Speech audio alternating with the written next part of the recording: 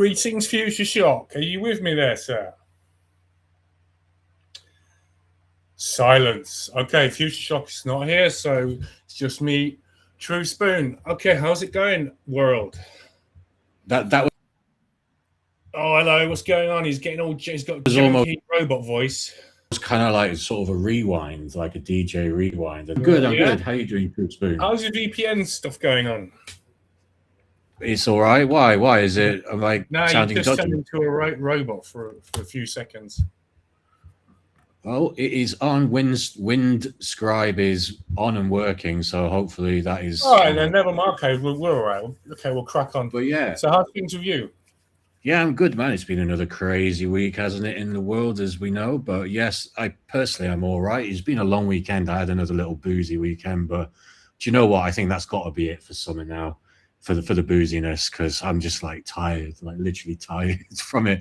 I'm too old, man. I'm too old. How about you? How's your sort of abstinence? Yeah, a bit of a. I would say I had a relapse, but I saw the girlfriend yesterday, so I went to Wetherspoons for breakfast and ended up drinking 2 pints and a vodka shot. Then I went to the Spurs game, Spurs and Charlton Athletic, and 3 pints there. So I'm not proud of myself. Five pints and a vodka is well in excess of my new diet, my new low alcohol diet. So, but still, no harm done. You know, had a good time. I guess that's. But at least it wasn't. You didn't go into some kind of like 2-3 day craziness. Do you know what I mean? So yeah, you've done all right. How long was it before then? It's been how many weeks?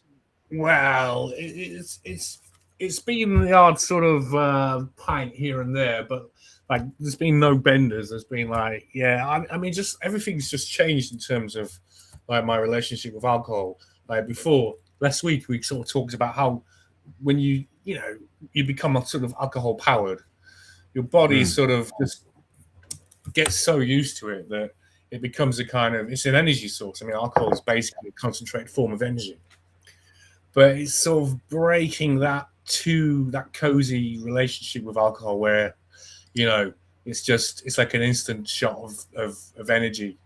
And I've sort of broken that. So I don't have the same relationship with alcohol anymore.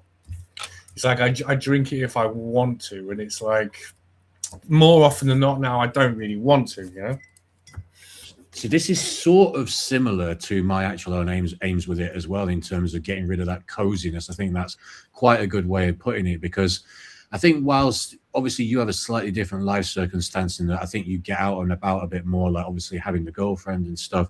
And I get out to my drum and bass nights here and there. But a lot of my friends live outside of London, so it's not like I just pop out to the pub that much or things like that. So I tend to have it more as a sort of cozy thing if I'm just enjoying football indoors, something like that. And then because obviously that sort of thing goes on all weekend. So that means I can go on all weekend. And that's the sort of thing I've got to relinquish and let go of. And I'm just kind of basically trying to ban now drinking from Monday to Thursday, essentially. So I think that would be a good start. And to be honest, like I was just saying, I'm kind of tired of it. I don't mean like physically tired. I just mean kind of like, I'm just tired of being someone who does that. So I feel like I'm ready to sort of change things up a bit. But I think also you need something to replace it in a way. It's like it's all very well and good going, okay, I'm going to watch the football, but I'm not going to drink. But I think I need to start looking out and about. I mean, I am in London. I have got interest beyond football. Get myself out to there's a space exhibit. There's a exhibition about the sun on at one of the museums in London. Go do stuff like that, which I used to do when I was younger, and I just got lazy as I got older. Do you know what I mean? I can hear your glass tinkling. You said it was coffee last time. It sounds like a refreshing boozy cocktail, but is it an innocent coffee that's getting misidentified? It certainly is. It's a very innocent black coffee, and when I tell people black coffee, they look at me. Shot of cognac in there or something, They look at me aghast, but no, not today. I can assure you. And you know what? The bank holiday is coming up, and I'm going to try and just not have anything over the bank holiday. Just what are you doing? Saturday, I've got. I've got to meet my friend on Saturday. And I'm kind of, it's like one of those things where booze has been, but alcohol is so much the foundation of many healthy masculine relationships, right? And it's part of the male bonding, particularly for us sort of kind of slightly socially awkward Englishmen. If you go to like the Arab world and stuff like that, these guys can sit and drink tea and get off their tits all day and go nuts. But for us, we need a little bit of a to loosen up. I think we have alcohol it's part of the mantra, isn't it? Yeah. Part of our culture, yeah. So anyway, I've got to see. We're going to watch the Talma boxing, the Talma and Higovic. Oh yeah, of course, that's this weekend, isn't it? Yeah. The toll there is going to be a bottle of spiced rum between us, because it's always the thing we do when we used to live together, in back in the day, and we'd always just be smashing the spiced rum and coke and having a right laugh and playing cards. There's that Sailor Jerry's. Morgan's, but yeah, I actually prefer. I wanted to. Yeah, we was always stuck on Captain Morgan's. I actually wanted to branch out to Sailor Jerry's, but they weren't having it. They didn't like it. So yeah, I used to drink that stuff neat. It was the it was the spiced rum. Yeah, it almost had like an aftertaste of yogurt. It reminded me a bit of yogurt when you just drank it on its own. Is it the white spice rum that they do? So not the dark one, the light. The dark one is a spice rum, bro. The white one, I think, spice rum is usually always dark, isn't it? Right? Because they did a lighter one, whatever that lighter one was. I can tell you about whiskey. I can't tell you anything about rum, mate. One was I did get into that many years ago, the Sailor Jerry's version of it, because I just found it so easy to drink. So yeah, it's good stuff. I've never seen Sailor Jerry's white rum. Yeah, never seen it, bro. It's good stuff, and maybe someone who's listening could correct me on that, but like it's not the dark one anyway. I don't know how well we're going to do today in terms of audience, because we were going to go live on Tuesday, and then something came up for both of us, didn't it? We was like bollocks to it. So Wednesday I went to see the match, went to Spurs. So we're all over the place in terms of when people expect us to arrive, but yeah, it's just a one-off though. We're 90%, if not more, of the year doing Wednesdays. So if we don't get, let's see what happens anyway. We'll see what happens. Maybe there might be a few people. Thursday is a day where they do good videos do good numbers. So I hear.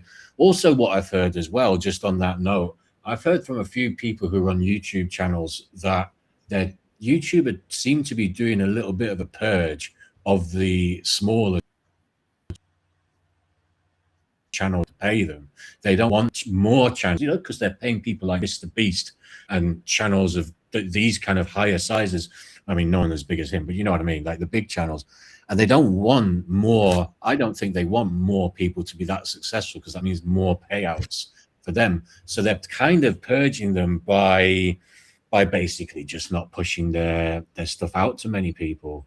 So YouTube, anybody who doesn't do YouTube, or anybody who's watching us listening to us on YouTube, you have to understand that like YouTube is very tight-fisted, and with the way they do things. They don't just push our videos out to loads and loads of people. Sometimes when I check the analytics, the video's only gone out to about 80 people, which is crazy.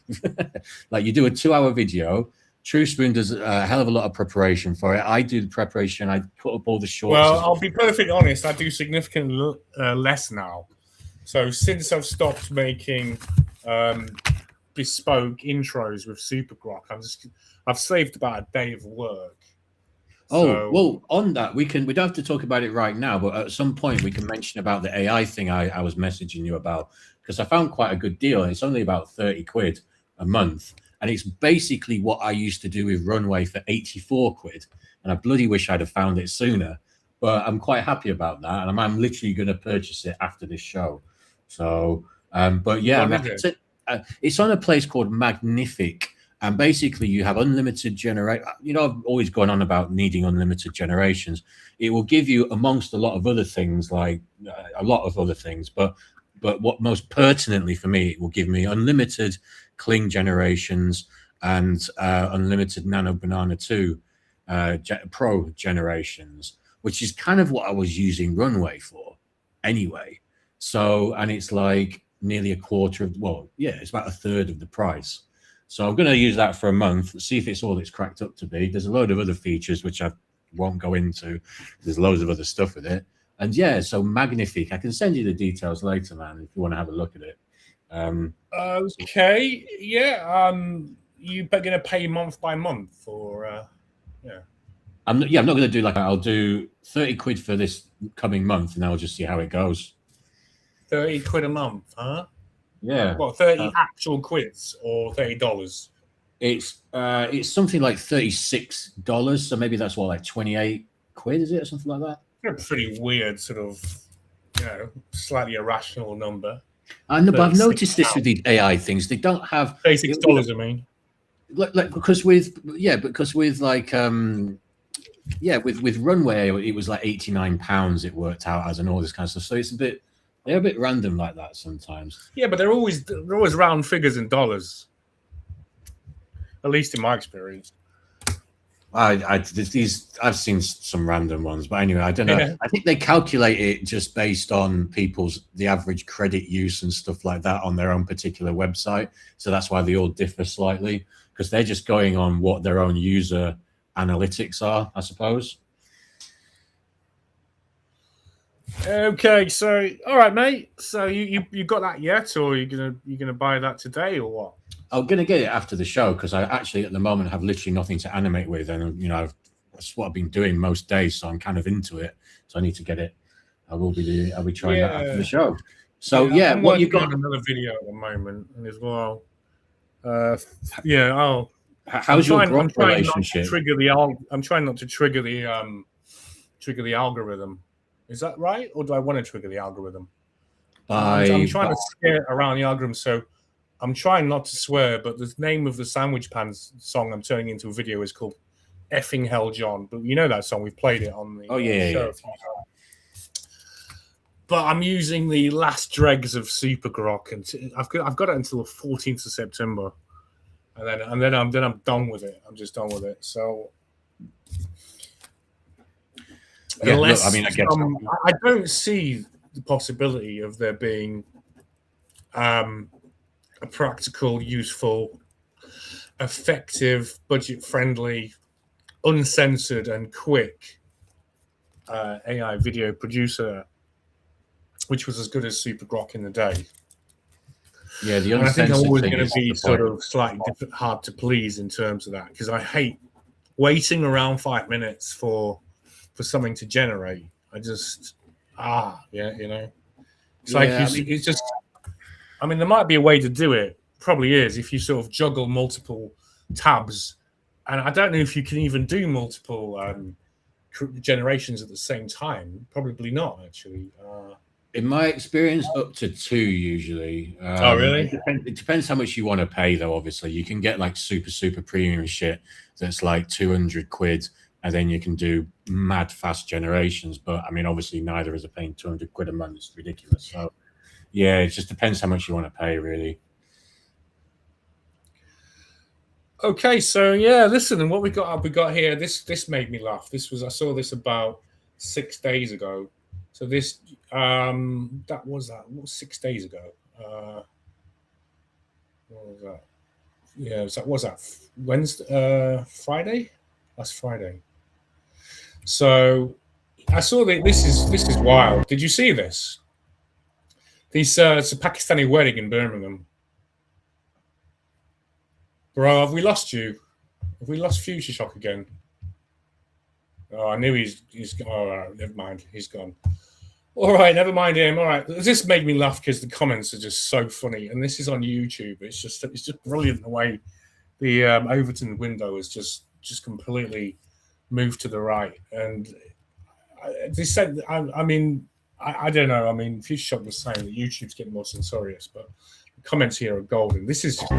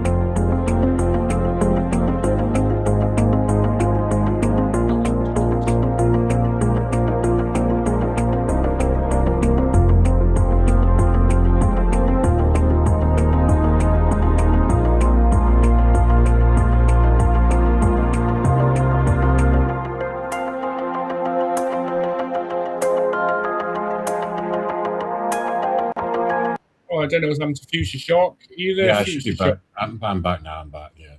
All right, what happened there? I realized I had two VPNs on at once. I turned one of them off and Oh, mate, really? kept Yeah. Windscribe Okay. on. Well, you got Windscribe and another one. Yeah, long story. I've got Windscribe only on now, so it should be fine. Okay, yeah. Did you see these diverse scenes? Oh from yeah, no, Birmingham? it's a fantastic Absolutely demonstration mad, of isn't it? diversity. Yeah, I've seen it a You few know what's times. funny Yeah. as well? That back in the day, because I mean, you know, I've lived in the Arab world and the Muslim world for many years, right? And I've always been fine there. There's always had no bother. But back in the day here, the ethnics, those used to sort of wear, you know, British clothes, used to wear sort of our, you know, normal gear.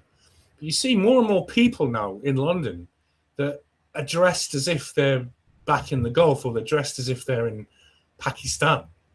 With those, I don't know what they're called, those kind of pajamas thing that, you know, those kind of romper pajama suits that they run around in, you know? And you Yeah. see more and more of that. Like, it's really weird. It's like we're not, it's like it's a sign that we are not kind of coalescing into some kind of happy communal life, but we're all being divided on these, you know, massively sectarian grounds. So everyone's becoming more, these people are coming here, they're going to be becoming more and more entrenched in their own culture. So that's why do they come here in order, leaving the countries they're from, just to get more entrenched in their own culture? Surely the point of them living in this country is because we have something in this country that's good and that they appreciate. And I always just makes me wonder, why do people come here if they just want to get more and more entrenched in their own culture? Why not stay where you can have as much of your culture as you want in your country? And Does that if you little thought ever tickle your mind, mate? You know. Well, what I would also think, just to sort of extrapolate that further, that idea of yours further, is that should there be more and more and more and less of the indigenous population, whether that's here or anywhere else, surely then they will just end up with the country that they left anyway. And then what happens? Are they then going to leave this country and do it somewhere else? Is it essentially just a very slow takeover mechanism, maybe under the guise of inclusivity, that's maybe pushed by a higher hand who I think we can have a few guesses? Well, we know it is, don't we? I mean, we don't This really. is what I'm saying. Yeah.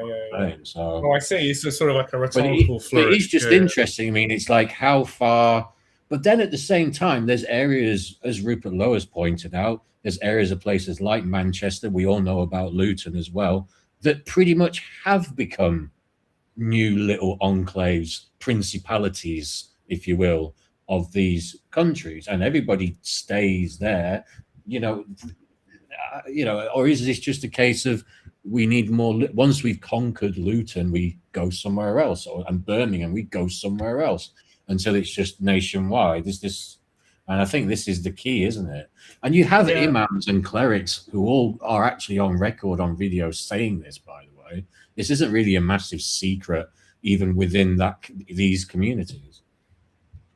Yeah, so that's one of the things I've noticed, is that's the distinction between how it was in this country 20 years ago, when people, we had diversity, right? We had, London's always had large populations of ethnic minorities, etc. But there was the fact that they dressed, in the sort of common Western style, sort of made, it was like accepted that, this is, for whatever reason, right, Western clothes, it adapts to the culture. I mean, these people, particularly in the Gulf, they have kandoras, they have particular clothes that fit with their culture, right? Seeing more and more people now, so clearly not dressed for the office, right? They're clearly not dressed to put a shift in, the office or anywhere. It's like they have these kind of the romper suits that they wear, and it's like, you see them, like, you get a lot of, like, in the Gulf, like, well, Pakistanis and stuff, like flopping around on building sites with sandals and all that kind of stuff. Yes, yes, I see. Yeah, It's not clothes that are dressed for action or for hard labor yeah. or It's not for a pair work. of Timberlands, is it? You know, it's But you see these people just floating around London, and you think, what are you doing? What is your, you know, what job do you even do? I mean, do you even do a job? I mean, could you even need ever to work, or will you always be put up at the taxpayer's expense? And you suspect that exactly they'll be put up at our expense in perpetuity. because if they're going to But that's argue, just a symbol for me. The fact that you see them wearing their own, you know, sort of ethnic gear. It's like they've got no interest. And yeah. Another thing is in stores like Tesco's, where the workers are whatever, the Pakistanis or whatever, they don't even speak. They make no effort now to speak English. oh no, no, They're no, like, this happens that's to really me. weird. This happens to me all the time. Like, sorry to cut in, but this is something that's been Yeah, no. there's been a gripe of mine for a little while now. Like, I've stopped going up to Morrison where I live. There's a Morrison's and a Sainsbury's. I stopped going up to Morrison's just because there's always some issues there. There's always some actual trouble there. It's just naughty. Is it? It's ridiculous. So anyway, I go to Sainsbury's now, and the Sainsbury's is predominantly staffed by Indian staff. And you walk around, and they are literally speaking in their own language to each other whilst they're stacking shelves, whilst they're on the tills. There's multiple areas where you self-service checkout, and there'll be one like in one area, one in the other. They'll be shouting at each other in their own language across the self-service tills between all the customers. And I'm thinking, this is fucking mad. I mean, you used to have written into your contract. There used to be company policy, and they're supposed to be in the NHS, and we can get onto that in a second. But it used to be company policy that you have to speak English. It used fairly standard thing, but that doesn't seem to be the case anymore. But I will just big up someone. I was gonna before you just made me think of that. So speaking of the NHS, we've got a new doctor there. He's an Indian guy, and on the flip side, there are people who get it. He's a very smart Indian guy.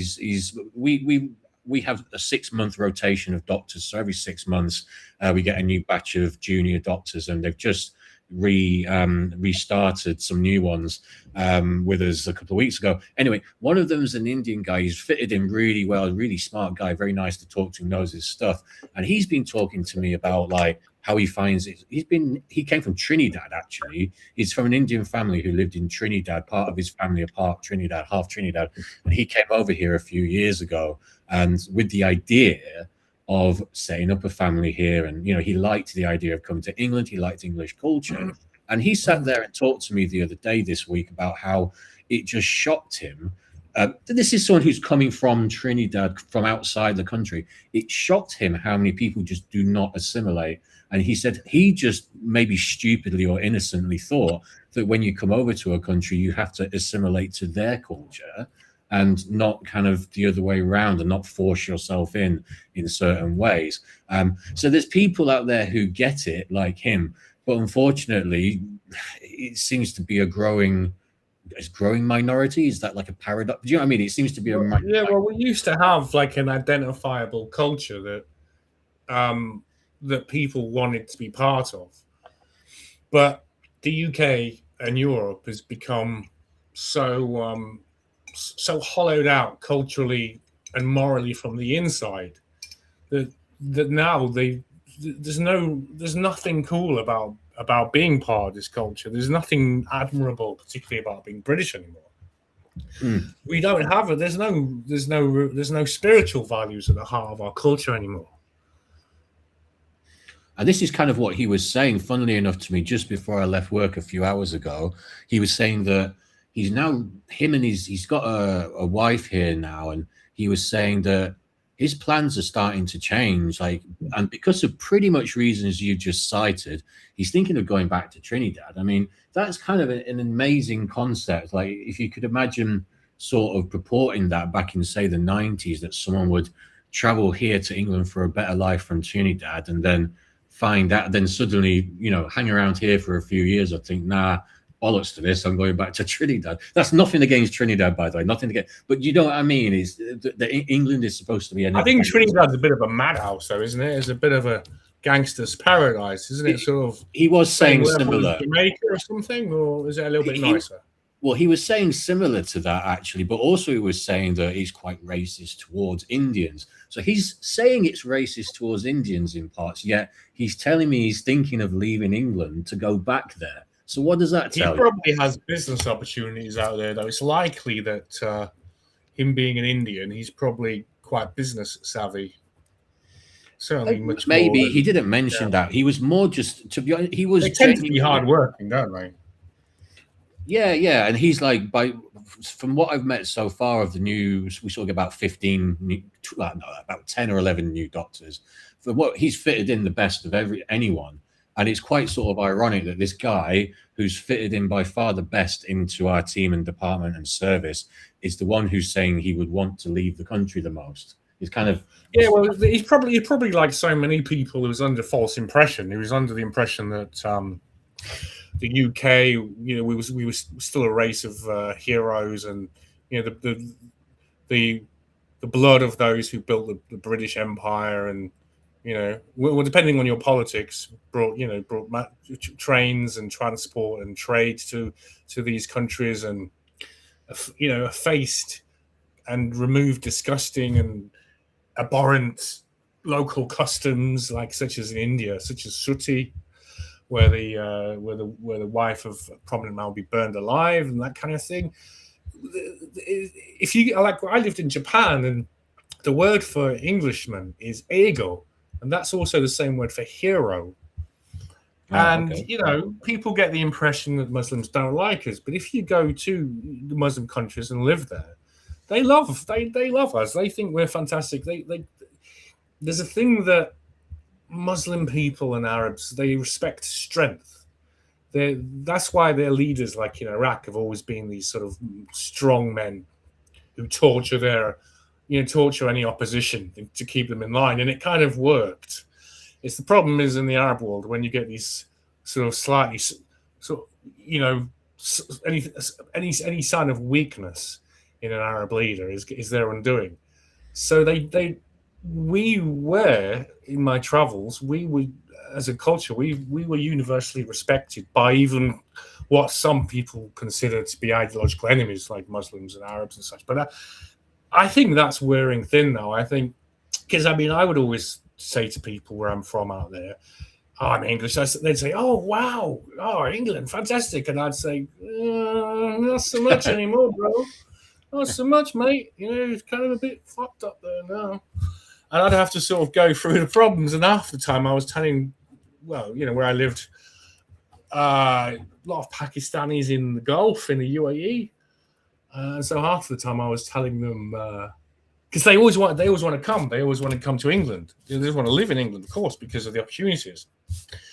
And I would say to them, you don't want to come to England. It would be bad for you, because Muslims generally, right, in their own countries, great people. They've got, this might sound really patronizing, but I don't know if you've been to the Arab world or anything, or there's a sort of, I won't say childlike naivety or innocence about them, but I have to say that their societies, like Egypt, Oman, Morocco, whatever you like, their societies are not as obviously and evidently corrupt and degenerate as ours. Right. So so people are friendlier, right? They're more open, willing to help, less wary of strangers, less suspicious, more kind-hearted, more innocent, more open. That's what I've observed out there. Of course, we hear the stories about women being, terrible things happening to women. That is very rare, very much an outlier. In these countries, they're generally really safe. So I've got a Pakistani friend who's desperate to come to England. I said, listen, because he's a really nice guy. He's like genuinely a nice guy. And I'm like, you've got to understand that in London, in England, it's literally full of extremists. It's full of Islamic extremists. And if you were to come to England, you wouldn't be the same person. You would become one of them. You not necessarily become an extremist, but you'd become, your the sort of sheen of your your spirituality, the innocence of your spirituality. It would get degraded by the grime of of our culture and England and all of the sort of nefarious networks that are involved, that are in that, like for instance, the extremist imams preaching. Used to be Finsbury Park Mosque was infamous, right, for the Of course, extremist. yeah. You never get that in the Gulf. If they were to say anything, they'd end up in, they'd be locked. There'd be a knock on the door. The mosque would be closed. They'd be locked up. They behave themselves. They do what the government tells them out there. They do not mix. They do not interfere with the government. Islam does not out there. Does not interfere with the government. Does not seek to destabilize the existing order like it seems to do here. So a Muslim in this country is kind of effectively an agent of destabilization because they want to destabilize this system, replace it with their own. So they all become sort of agents of this. And I said to this guy, you don't want to come to England. It's just bad. You're a nice guy. You got a big smile. It's like you go to Egypt, for instance, everyone's like smiling most of the time. You come to England, the gloom sets in, the cynicism sets in. Everyone's kind of had enough of it. Everyone's just trying to race the hamster wheel just to survive. It's not good for them to be here. It turns them. They turn into something that they weren't before they came to this country. Yeah, it would be very difficult. I can see how you could not become to some degree indoctrinated, like you say, not necessarily to an extreme level. But if was he planning to come here on his own, or has he got family? Or yeah, he's got a wife and like 2 kids. Mm-hmm. He's a hardworking guy. He's doing an MBA and all this kind of stuff. He's desperate to. We tried to get him. I'm not saying we tried to get him to come, but he couldn't even get. Permission to watch cricket. He was going to come and visit me. We were going to watch England Pakistan. I think it was a couple of years ago. It was like a series of tests, and he's just the kind of person that. The country doesn't need immigrants. I don't believe any of that. But if we were to have immigrants, we want these kind of people, like my friend. We want hardworking, educated, ambitious, intelligent people. And I think that's kind of how it started out. Those who try and come through the legal means, like him, they have the most difficulty actually getting into the country, whereas those without any skills, ambition, intelligence, those who are just probably likely on the run in their own countries and coming here as an escape, they're the ones we're hoovering up and giving them £1 million houses, apparently. And the crazy thing is, right, I've just pinned a comment here. We got a couple of chats that are related to what I was just talking about, what we were just talking about, how speaking English should be the policy. Henry Mancini saying, tell them they have to speak in English as per the policy. So does Rattlesnake saying the same thing, basically. But the thing is, guys, if I were to do something like that, I would be the bad guy. I am like 99% sure that would be, if I was to say something to them in the middle of the Sainsbury's, for example, and their boss was to overhear that, I don't think they would get scolded. I would not be surprised at all if it was me who would be asked to calm down, if it was me who got accused of being prejudiced or some version of this, because that's kind of where we are now, because you can't point it out. You're not allowed to point it out now because you're now the bad guy, because everything is flipped upside down. What you were saying before about your friend being somebody who's ideal for the country, and we had people like that in the 90s. That's why me and True Spoon were always waxing lyrical about the 90s, but for good reason, because it was a fantastic decade. Yes, it wasn't perfect, but it was a fantastic peak of societal diversity and culture and stuff. Yeah, but it was like the sweet spot, wasn't it? It was not. Yes, it was before it was used as a weapon. Yeah, exactly. What it was back then in the 90s, and beginning from the 50s, it was like the idea of the Commonwealth was maybe rewarding those who, were ambitious and wanted to return to the motherland, right? the motherland, the head of the former British Empire. And there was kind of like something like the children of the empire are coming to the motherland, and they're going to sort of integrate and be British citizens and love everything British, and do their best to make Britain great. But is it? Am I not correct? Was that that's how it felt when we? I remember when I was growing up, that was the dominant ethos of any conversation around people immigrating to this country. Was they were going to come here? Yes, they might start a business, they might buy a shop, but it was all with the intention of contributing to society, making things better for both themselves and for their local community. And that didn't necessarily mean turning the local community into a principality of the country where they came from. So like you say, I think you summed it up correctly there. It was kind of a sweet spot. It was a kind of like it was the peak before the trough started. And we've talked about Barbara before. We've talked about what Mr. Starmer had done. Barbara in the mid to late 90s, or kind of 97, 98, was it? Something like that when she got in. And then Keir Starmer with the policies that he was passing in 2003, I think it was, which made it a lot easier for migrants and asylum seekers to claim benefits and to claim a lot of different kinds of benefits. And then, of course, when you look at the statistics of the immigration statistics post 2003, you see a sharp rise.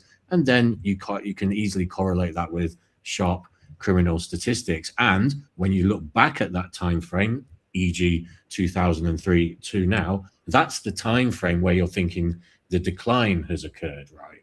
And it's not just us getting old. This is an objective reality backed by stats. Yeah, it all came out in the late 90s. It was the new Labour government, because if you remember, I think there was Jack Straw, a man whose origins, not a man of straw, but I believe a Jewish gentleman, a Jewish antecedents, Jewish gentleman.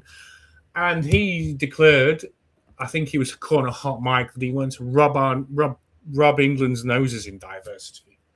So It was specifically weaponized like this.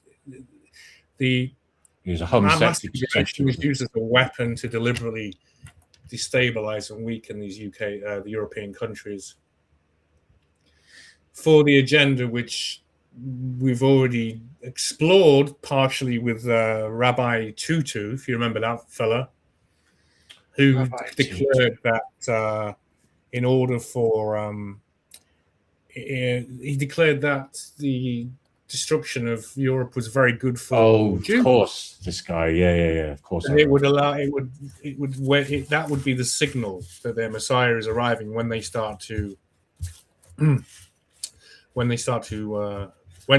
Christianity falls. That's the signal that that whatever they have up their sleeves, that will be some kind of, they will be like global leaders. Yeah, I mean, I mean, it is quite astonishing how we're talking about a people who make up 0.2% of the global population, by the way. It never ceases to amaze me. Perhaps that's why they have the Samson option. But the influence, whatever different pies you want to suggest that their fingers are in, it's 0.2% of the global population. It seems like, well, anyway, I won't say what I was going to say. But, so I was going to look at these comments because, it's so encouraging. This is the Mirror. Mirror is a really left-wing newspaper, but it seems that there are not enough lefties out there to be able to dominate the comment section of left-wing tabloid on YouTube. So if we look at these comments, some of them are pretty good. This one, I love this one. Someone just firebombed my car. Don't think they have, mate. Yeah, Novak. I mean, it makes me laugh, but it's a sort of bittersweet, pretty bitter, because that's of course what was said. That was what was said to Henry. Yeah, Henry was. Stabbed.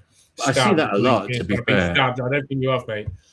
But it's funny that this has become a catchphrase now of the right, which is appropriate.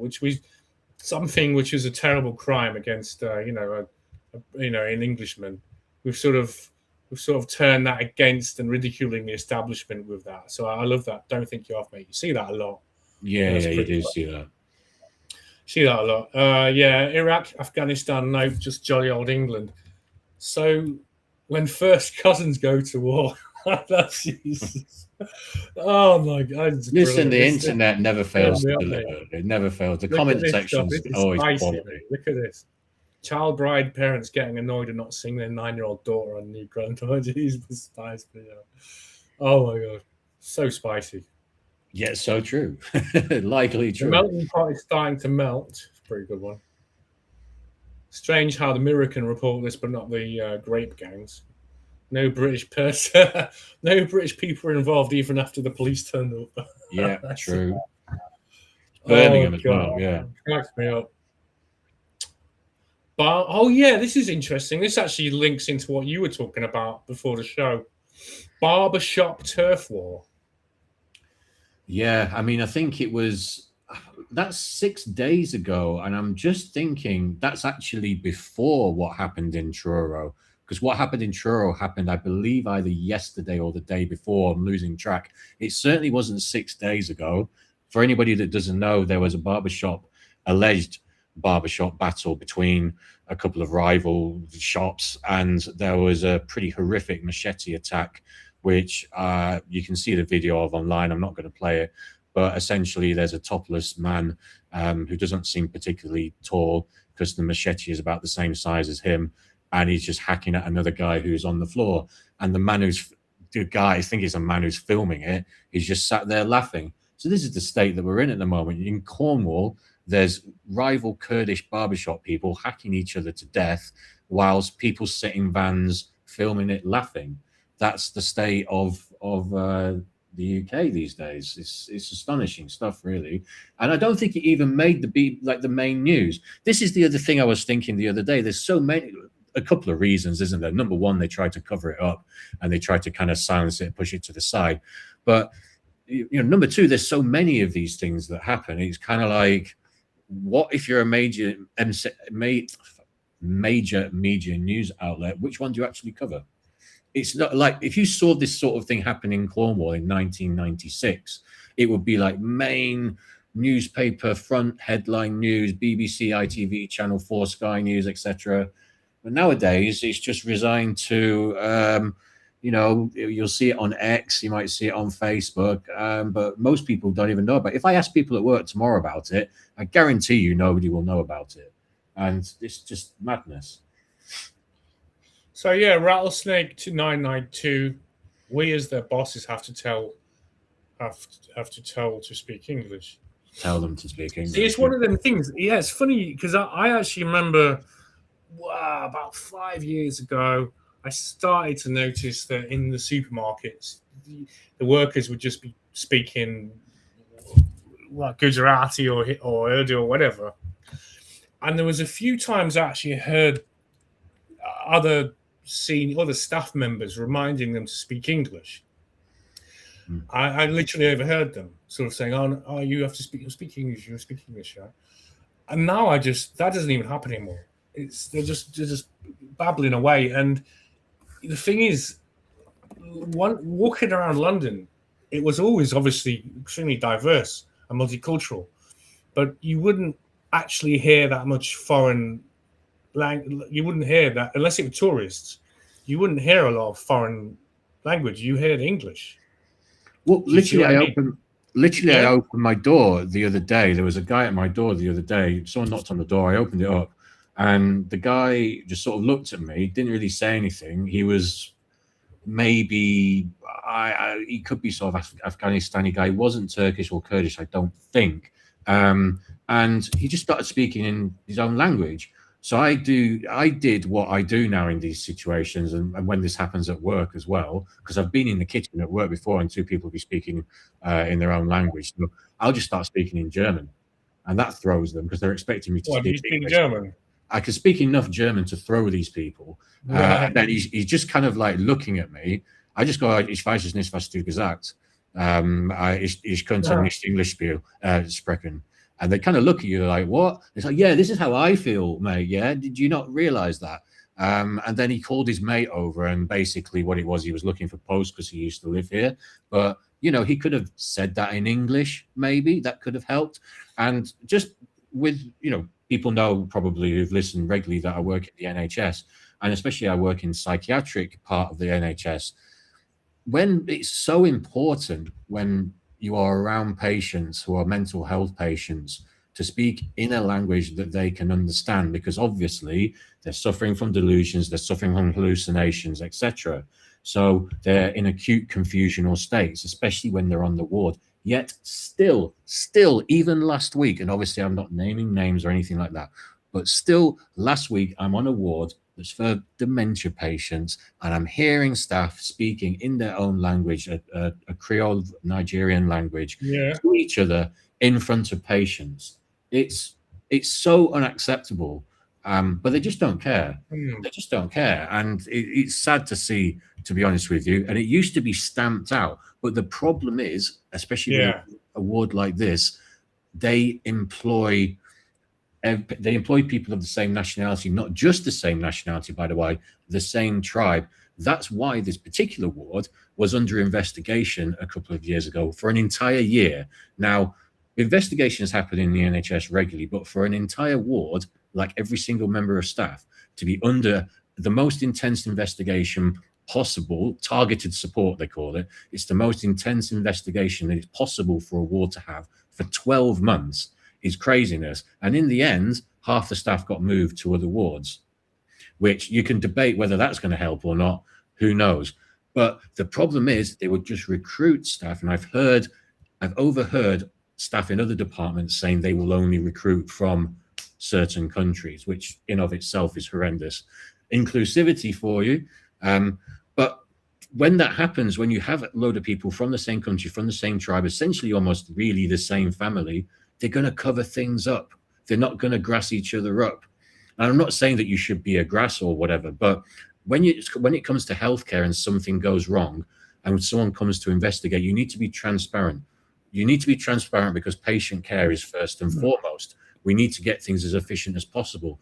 So when you're covering things up and hiding things because you're all from the same tribe and you don't want to get anyone into trouble, it's the patients who are just going to suffer. And if this is happening where I am, you can bet your bottom dollar it's happening in many other places as well, especially in a place like London. It's madness, man. It's really it's. I got to be honest with you. I just find it sad, really, especially as these are over 65. We're talking about 80-year-olds, 90-year-olds. I mean, would you like your mum and dad to go on a ward where everyone's speaking in a certain particular Nigerian Creole in front of you? You know they've got dementia. They're in a confused state all the time anyway. They don't know what people are saying. Yeah. It's just... We don't even know what country they're in anymore. Precisely. Oh, yeah. Well, this is the other thing. And now now they're under investigation again. It's just started the same ward. It's under investigation again. And they'll be made to take down loads of stuff from the walls because it's all celebrating African figures, African kind of religious figures. And it's all Nigeria related stuff. I say all. Let's say about 80% of it was like Nigeria. I just don't get it. Why celebrate Nigeria and its culture and its political figures? You're in England now, mate. Exactly. You're in England, mate. You know, 100%. If you want to celebrate Nigeria, go fucking back there. You know.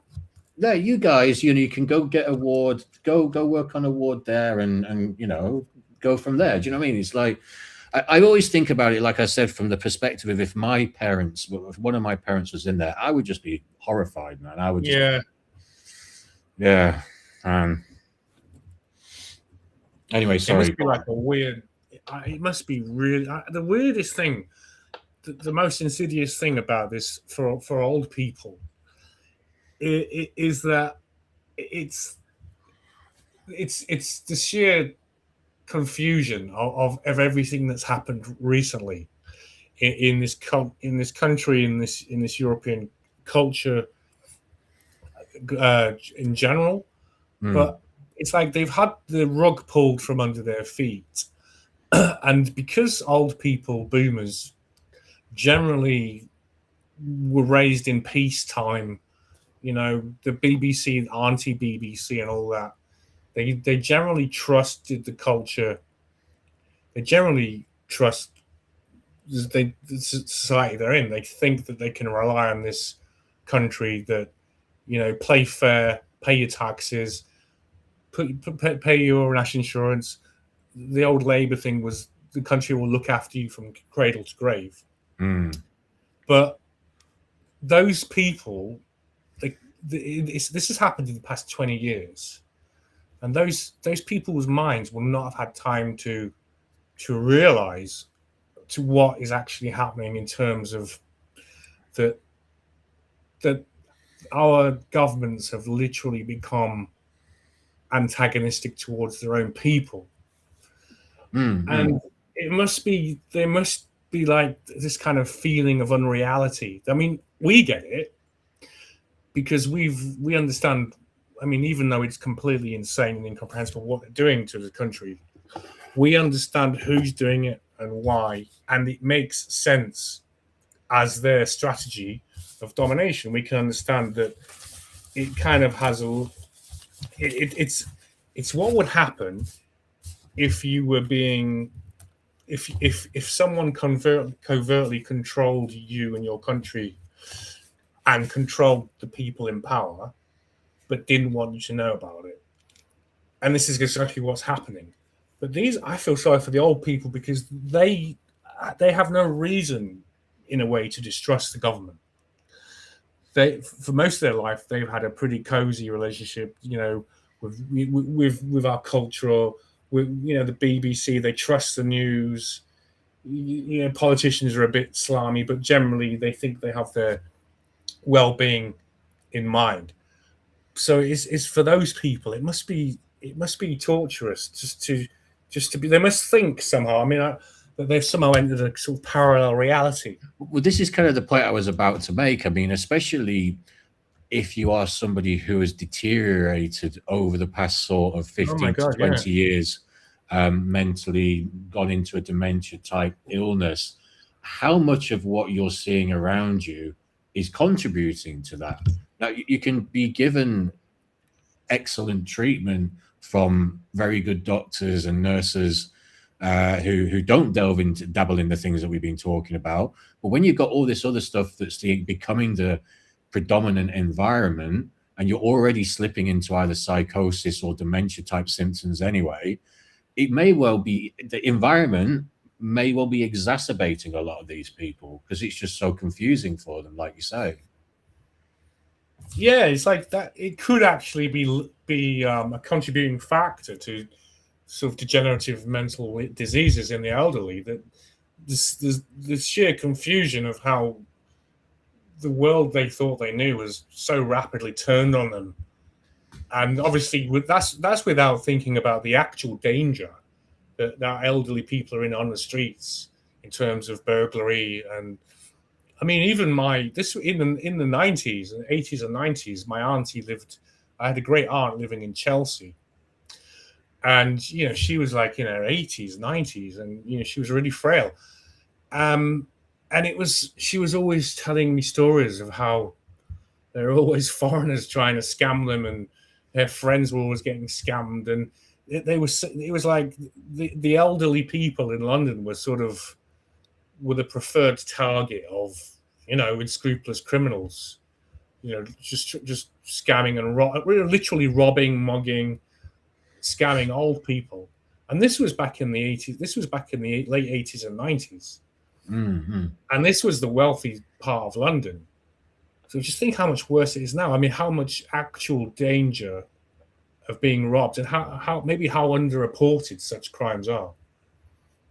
So it isn't for old people. It isn't just this idea that the world has turned on them. There is a significant physical danger of being a vulnerable old person in this sort of chaotic Mad Max sort of London, urban environment where there are just people waiting to prey on the weak and elderly any opportunity.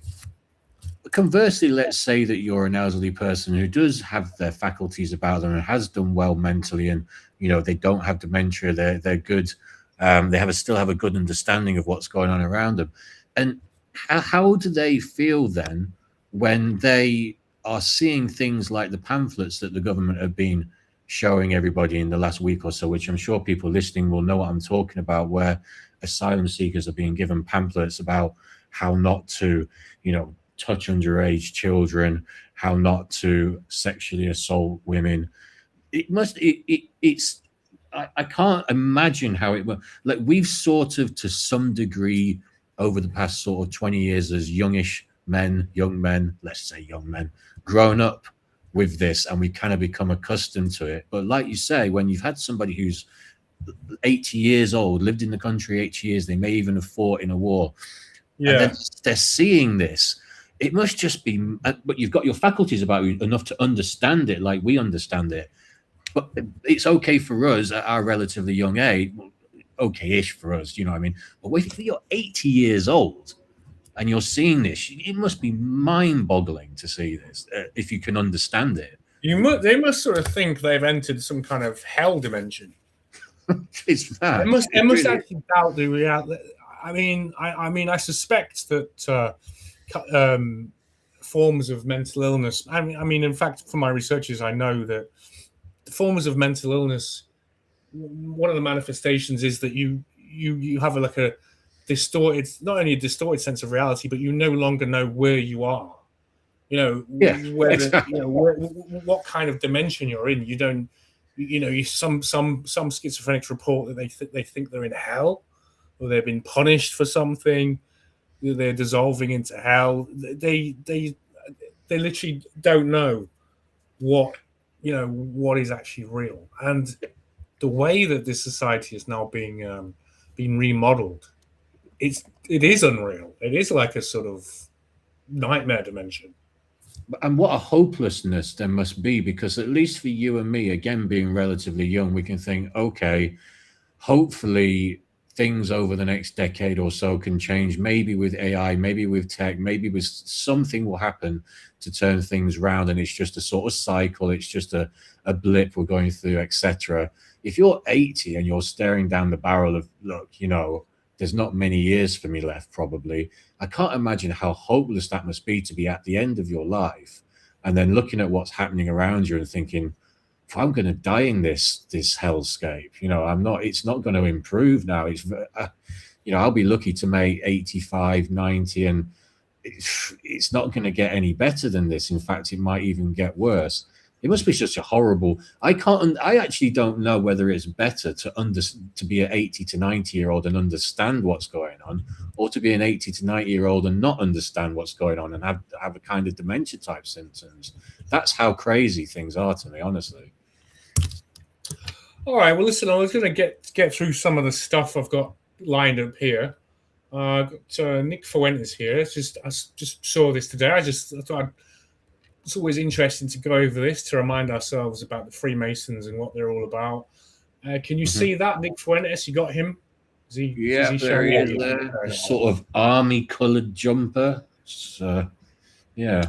Yeah, it's a sort of funny-looking sort of army khaki, but it's a kind of fuzzy jumper that's been knitted by a granny or something, isn't it? It's quite funny, really. It's it's like if your nan at Christmas knitted, you told her you liked combat gear, and she knits you a sort of khaki or sort of camouflage cardigan like this, right? But anyway, listen, I'm not knocking him. I'll just play this. We'll just chat about it. Then you get into some of the Freemasonic rituals. Do you know who the master builder is that they worship? It's King Solomon from the Bible, because King Solomon built the temple. That's what Masons are. They're builders. If you go into a Masonic lodge, they do this elaborate ceremony about Solomon. What Solomon did as the king of Israel, what Solomon did is he started to pay homage to their deities, probably demons. And so that is what the Masons are involved in. Then you get into... See, now, that short clip, it sort of explains a lot of really what's going on. It ties a lot of things together. That the Freemasons, most people don't know much about the Freemasons. The Freemasons don't... You'll only know about the Freemasons if you've got family members or if they're interested in recruiting you. Now, most sources claim the Freemasons don't recruit, but they do recruit. They recruit in a variety of ways. In my personal experience, they involve themselves in international training and also working abroad, because anyone who can work abroad has an easy access to, can obtain visas, because most, unlike our culture, unlike Europe, countries don't give visas out for no reason. You don't get a work visa, you don't get a residence visa unless you prove that you're actually going to bring skills to the country. So Freemasons work hand in hand with the intelligence services, so they're always looking out for people who can easily work abroad. That's how I got sort of mixed up with these people, because they're out there. And as he points out, as Nick Fuentes points out here, they built the Masons. The folklore is that they built Solomon's Temple, and we are now living in what has been the culmination of the Freemasonic project, which is restoration of a temple in Israel, in order that the Jews manage to reconstruct their religion, because the Jewish religion, since the fall of the Temple of Jerusalem in 70 AD, is no longer the Jewish religion. It's not the religion it used to be, clearly, because there were three factions: the Pharisees, the Sadducees, and the Essenes, and the three factions balanced each other out. For instance, the Sadducees, they were Torah observant Jews, which means that they followed the fundamentals of what we would call Christian morality, whereas the Pharisees, they followed the oral tradition, which was basically what is also what we understand as the Kabbalah. That's something that was deliberately introduced into Judaism to destroy it from within. And if you've read the Old Testament, the prophets are always complaining about Israel, about how they've gone back to calf worship, golden calf worship, or they're worshipping the trees again. And it's no coincidence the tree of life, the Kabbalistic tree of life, harkens back to the ancient pagan tree worship of the Israelites. They were continually backsliding. Because of what happened in 70 AD, the temple was destroyed. The Sadducees, as the ministers of the temple, they no longer had a role. The Essenes were wiped out by the Romans, leaving only the Pharisees, who practiced the oral tradition, which it is at odds with the Torah. The oral tradition, what it does is the Kabbalah basically goes through the Old Testament books and rewrites the meaning by having this sort of rabbinical commentary, where they say, but what they really mean is, and they rephrase the terms of the Torah, so it means something completely opposite. So Nick Fuentes here is pointing out that the Freemasons, they were formed, some say that they were connected to the Templars who went out into the Middle East. There they met, they encountered the Jews. The Templars were masters of fractional reserve banking. They set up a banking empire. No doubt this was because of the exchange, the cultural exchange they had with Jews in the Middle East. So the Freemasons, the deal was that the Freemasons have their origins in the Knights Templar. And it seems to me that the deal is that the quid pro quo was the Templars were given these secrets of banking and how to lend money and make money. And in return, the Templars, because of course they're called the Knights Templar, it's about the Temple of Solomon, their mission, their millennial mission is, and it's made clear by the Freemasons, is the reconstruction of the Temple of Solomon. And this is where we are now. I mean, I don't know if you're up to speed with what's going on in Israel, the movement to rebuild the temple. Well, I was going to say, I was just going to say, or thinking whilst you were talking about that, I'm not that up on it, certainly, obviously not as much as you are, but what has been stopping this from happening? Like, if it's essentially, is it just a land issue? Well, yeah, I mean, you got the Al-Aqsa Mosque on the Temple Mount. You can't, you can't just destroy that mosque. So I did see. I mean, obviously, we don't have to play it right now, but one of the things I got that Rituals. Do you know who we can play in a bit was Brother Nathaniel, our mate Brother Nathaniel, who's a great X account, has put up a short video about an Israeli settler actually talking about this, about how they should bomb the mosque because it's God's land.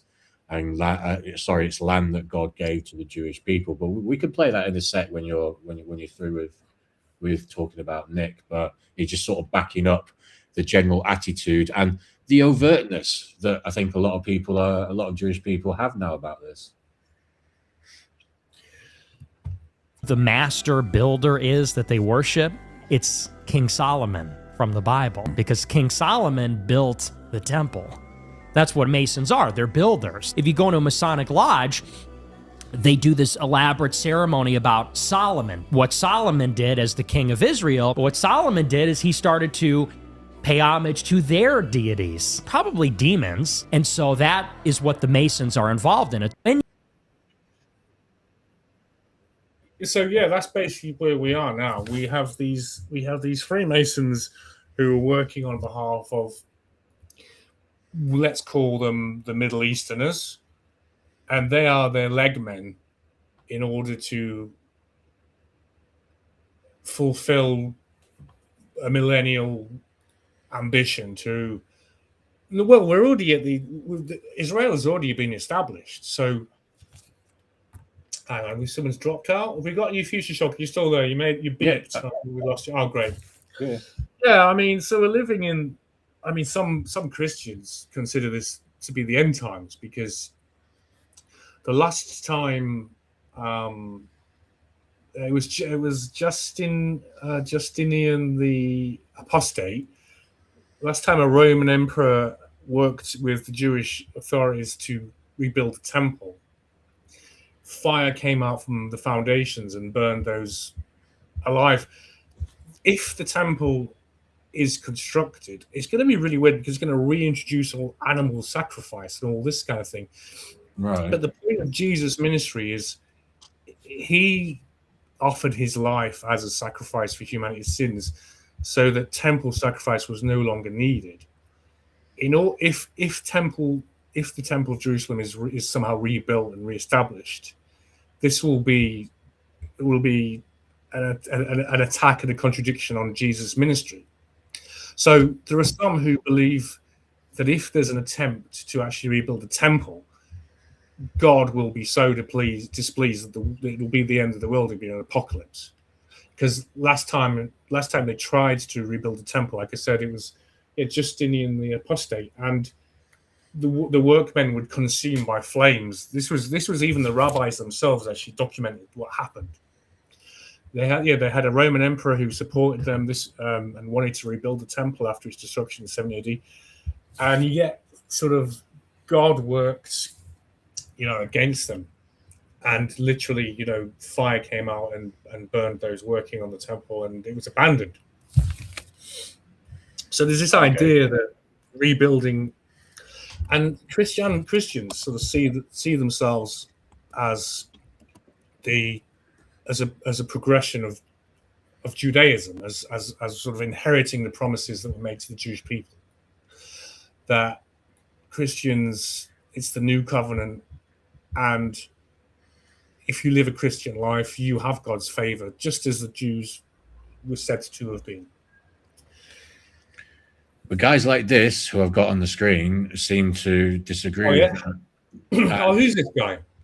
So this guy's a settler. I don't think he's sort of any kind of like ministerial or governmental high-ranking importance or whatever. But he's just somebody who's being interviewed, and he's talking about how we should bomb all the churches and mosques because it's God's order to do that, essentially, to give it to the Jewish people.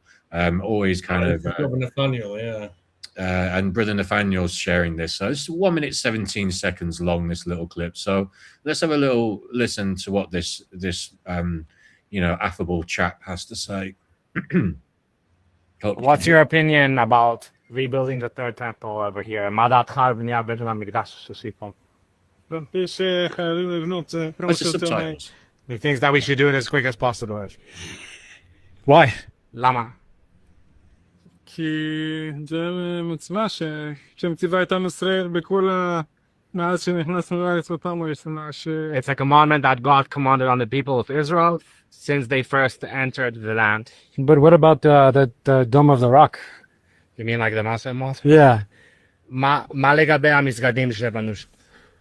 צריך לפוצץ אותם כמה שאתם... Saying we should bomb them as quick as possible. ובנוסף צריך גם לפוצץ את כל הבתי עבודה זרה והמסגדים והכנסיות בארץ כי And on top of that, we should bomb all of the churches and mosques in all of Israel. ארץ שלי שהשם נתן ליהודים ולכן אין מקום לעמים ודתות אחרות. It's a land that God gave to the Jewish people, so there's no place for other religions or nations. Is there another way except bombing and killing? יש דרך אחרת חוץ מלהפציץ ולהרוג משהו. אפשר גם להציע להם בדרך יפה לפרק את זה וללכת לחפצה. You can ask them nicely to take it down and them. So Yeah, that guy's quite a character. I mean, he's clearly having a good time. He's like laughing and smiling to himself as he's dealing death and destruction and bombs on anyone who isn't a Jew. So the question I would have is this the opinion of the average Israeli settler, or is this guy just a bit of a kook? I think it probably is pretty much. They're infamous. I mean, they're literally these people. Literally steal houses and homes from Arab settlers, drive them out, throw stones at them, murder them. They literally, this is probably quite common for that kind of person, right? This is the thing, and this is what I was going to say, that this, when you just look at it in of itself, it looks like a kind of kooky person who's maybe saying some extreme stuff, but what people have to realize that very unfortunately, these are very common sentiments from a lot of Israeli settlers, especially settlers who are over there in that area. I mean, obviously I've met Jewish people over here in London, and there's more westernized Jewish people who wouldn't be saying things like this.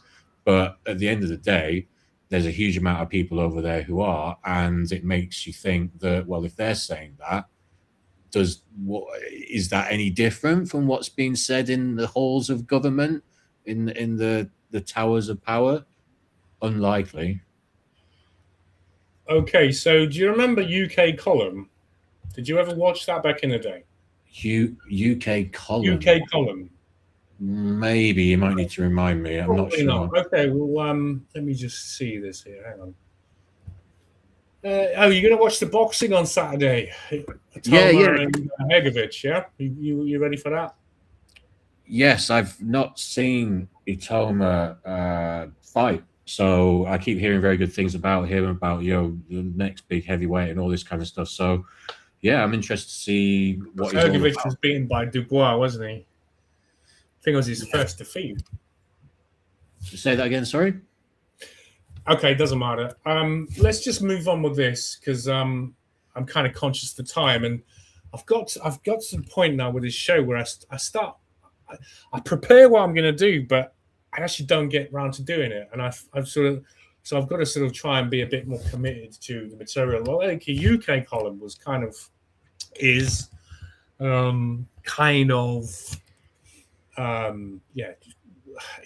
not conspiracy, but it's a kind of like Brian Gerrish was an activist who was trying to help homeless and charitable work in Portsmouth. He came up against an organization called Common Purpose, and he found that everyone in his community who had any sort of power or responsibility, they were part of this group, and this group seemed to do its best to prevent citizens from doing good, from actually helping the community. They sort of like basically a mafia. So on the basis of exposing this, Brian Gerrish became well known. It's like it's kind of boomer coded truth information, right? So, but recently they've started having people like Nick Griffin on. And I think this is from about 4 months ago. Yeah, I was going to say that's bloody Nick Griffin, isn't it? Jesus Yes, Christ. it's Nick Griffin. But it's a sort of sign of how the open window has sort of moved. Is that people like Nick Griffin, although the BBC will never have him on, he won't be on the mainstream media. He's now sort of getting more widely accepted by sources like UK Column, which UK Column is definitely not an extremist, because Nick Griffin would have been seen as an extremist, but now we sort of, those of us on this sort of truth movement, if you like, now it's becoming more and more clear just who the extremists really are. Then there's sort of a lot more drawing together of people and groups who have similar, interests in preserving basically our way of life, is all it is. But what Nick Griffin suspects is that, and what I suspect, and this also comes off the back of that movie Citizen Vigilante, and my observations, that the UK and possibly Europe is potentially going to be driven to civil war, but it will be something that has been deliberately engineered by the very people, or the very group of people who are actually bringing in these immigrants and displacing us from our own culture. So it's the sort of problem, reaction, solution idea. Have you heard of that? Yeah. Yeah. Okay, well, let's play old Nick Griffin for a bit. Otherwise, I won't get through half the stuff I was going to do. And it's just getting done. But this thing is being exploited and whipped up to a staggering scale. Now, I wrote about this back in 2010, actually, so well over 15 years ago now, in a booklet online called What Lies Behind the English Defence League. So I've actually got a copy of that booklet in PDF. I want to take a look at that as well in a minute. Which set out in great detail, even then, just how the whole Tommy Robinson EDL thing then, as it was then, was a wholly owned subsidiary of the Zionist stroke American deep state beast, and it was completely fake. Everything from the very beginning. It's not these people moved in and started to exploit Tommy once he started. From the very beginning, this was a creature of the American deep state and the Zionist lobby. But in 2012, it was just Tommy and co. Yet now it's a thing which stretches from well to his sort of political right, with people screaming about remigration and so on. And we need remigration, should have it, but we're not going to get it.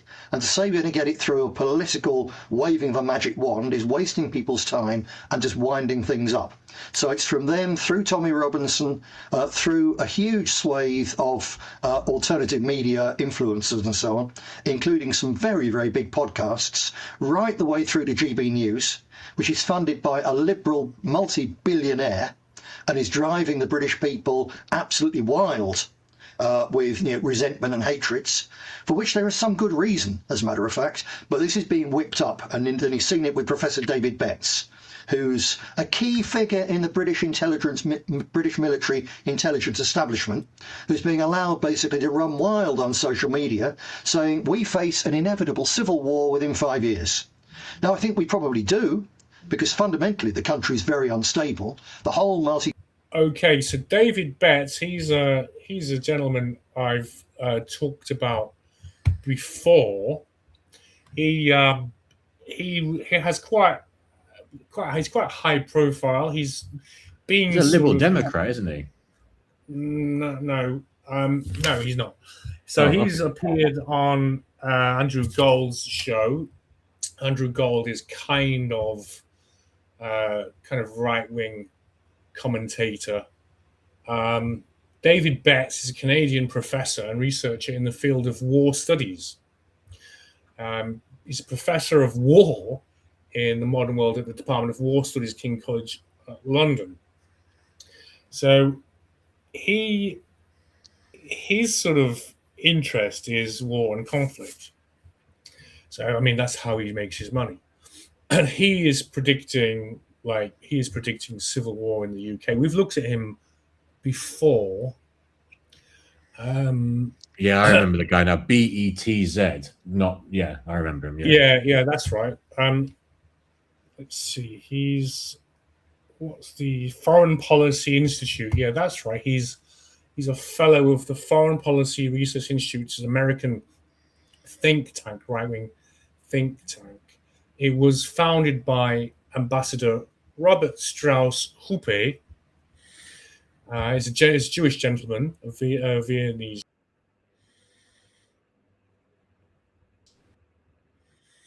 Interest is war, and particularly with war with Russia. And David Betts recently has been focused on the possibility of a civil war erupting in the UK.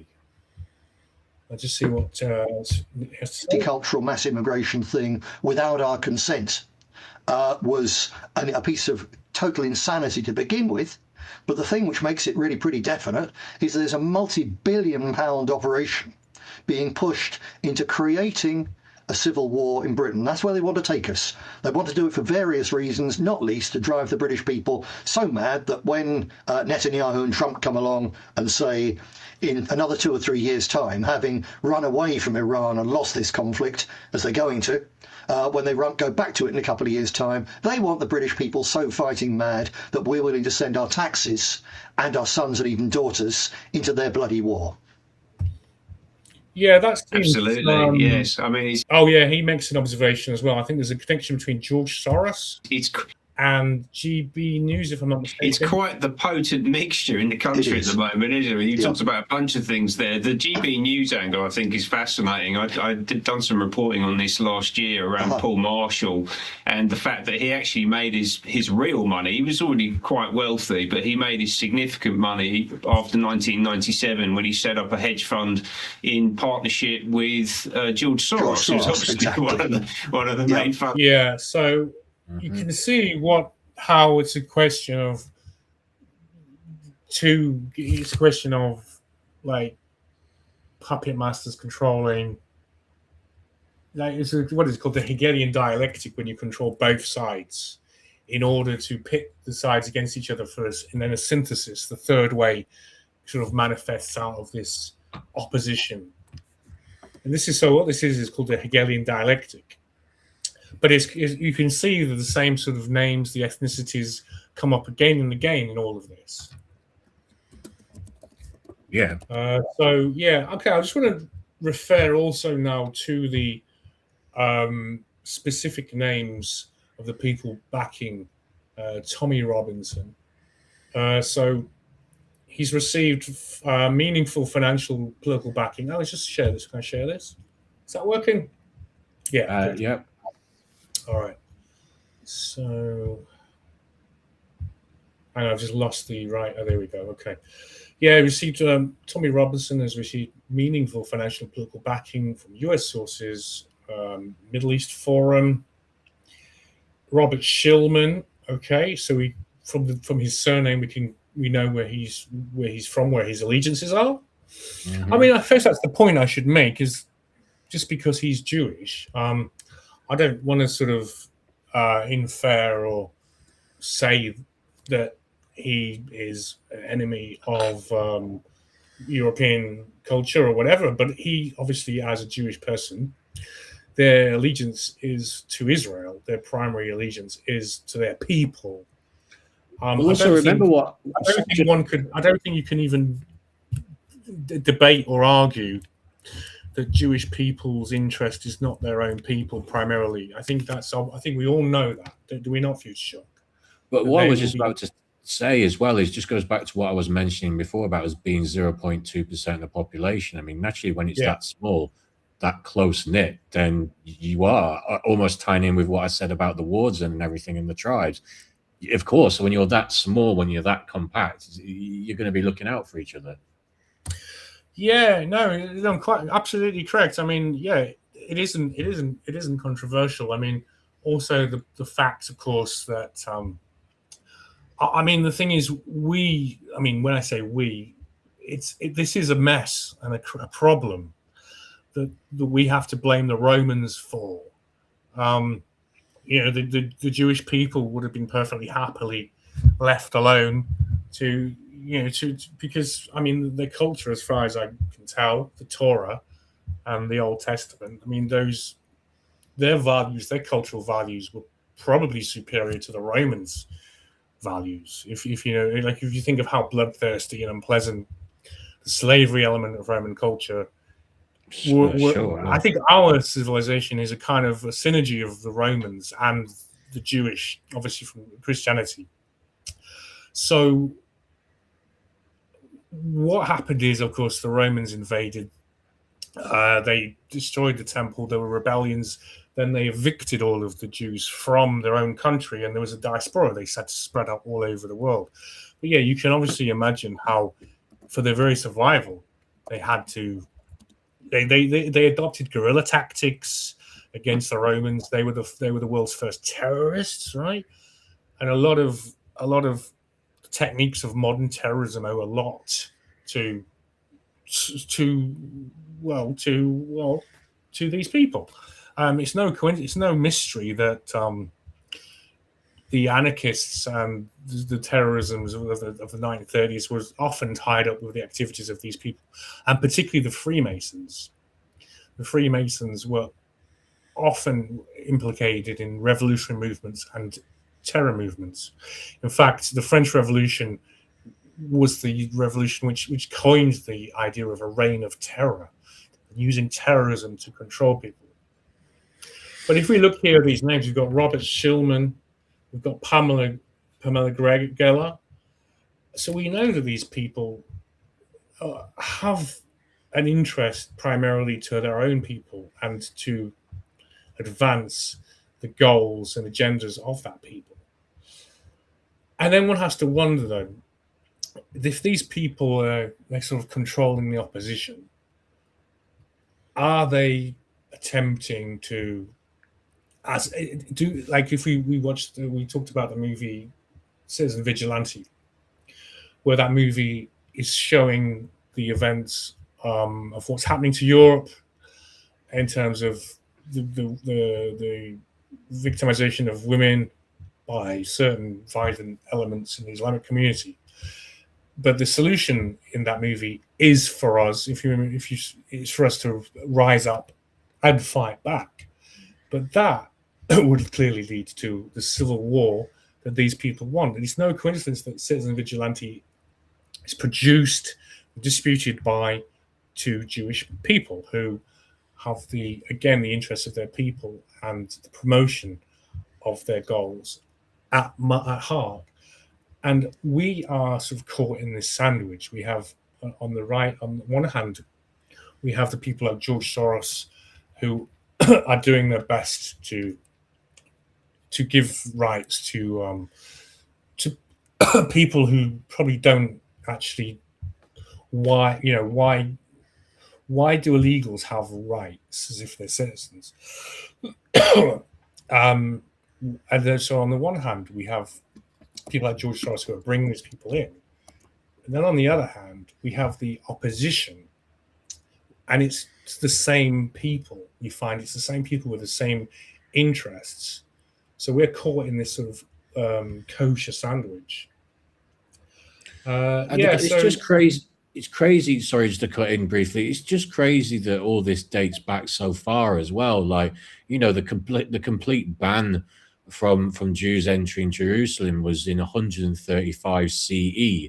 I mean, like, the whole thing kind of started around 70 CE, and you have this chap who we just showed, this charming chap talking in Hebrew about the destruction of basically everything and the rebuilding of the temple, and it all dates back really, as far as is my understanding, in a very simplistic sense, I know, to this sort of timeline, which is a very long time ago, of course. So yeah, no, that's quite interesting.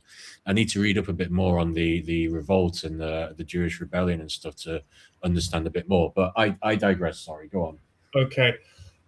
Now, if you got, I'm just trying to find. I've got a PDF that I want to share, but do you want to just fill with something because I'm having some trouble. Well, just say hello we've got a comment actually. Yeah, you go ahead. We've got a comment from Where Dolls Dance.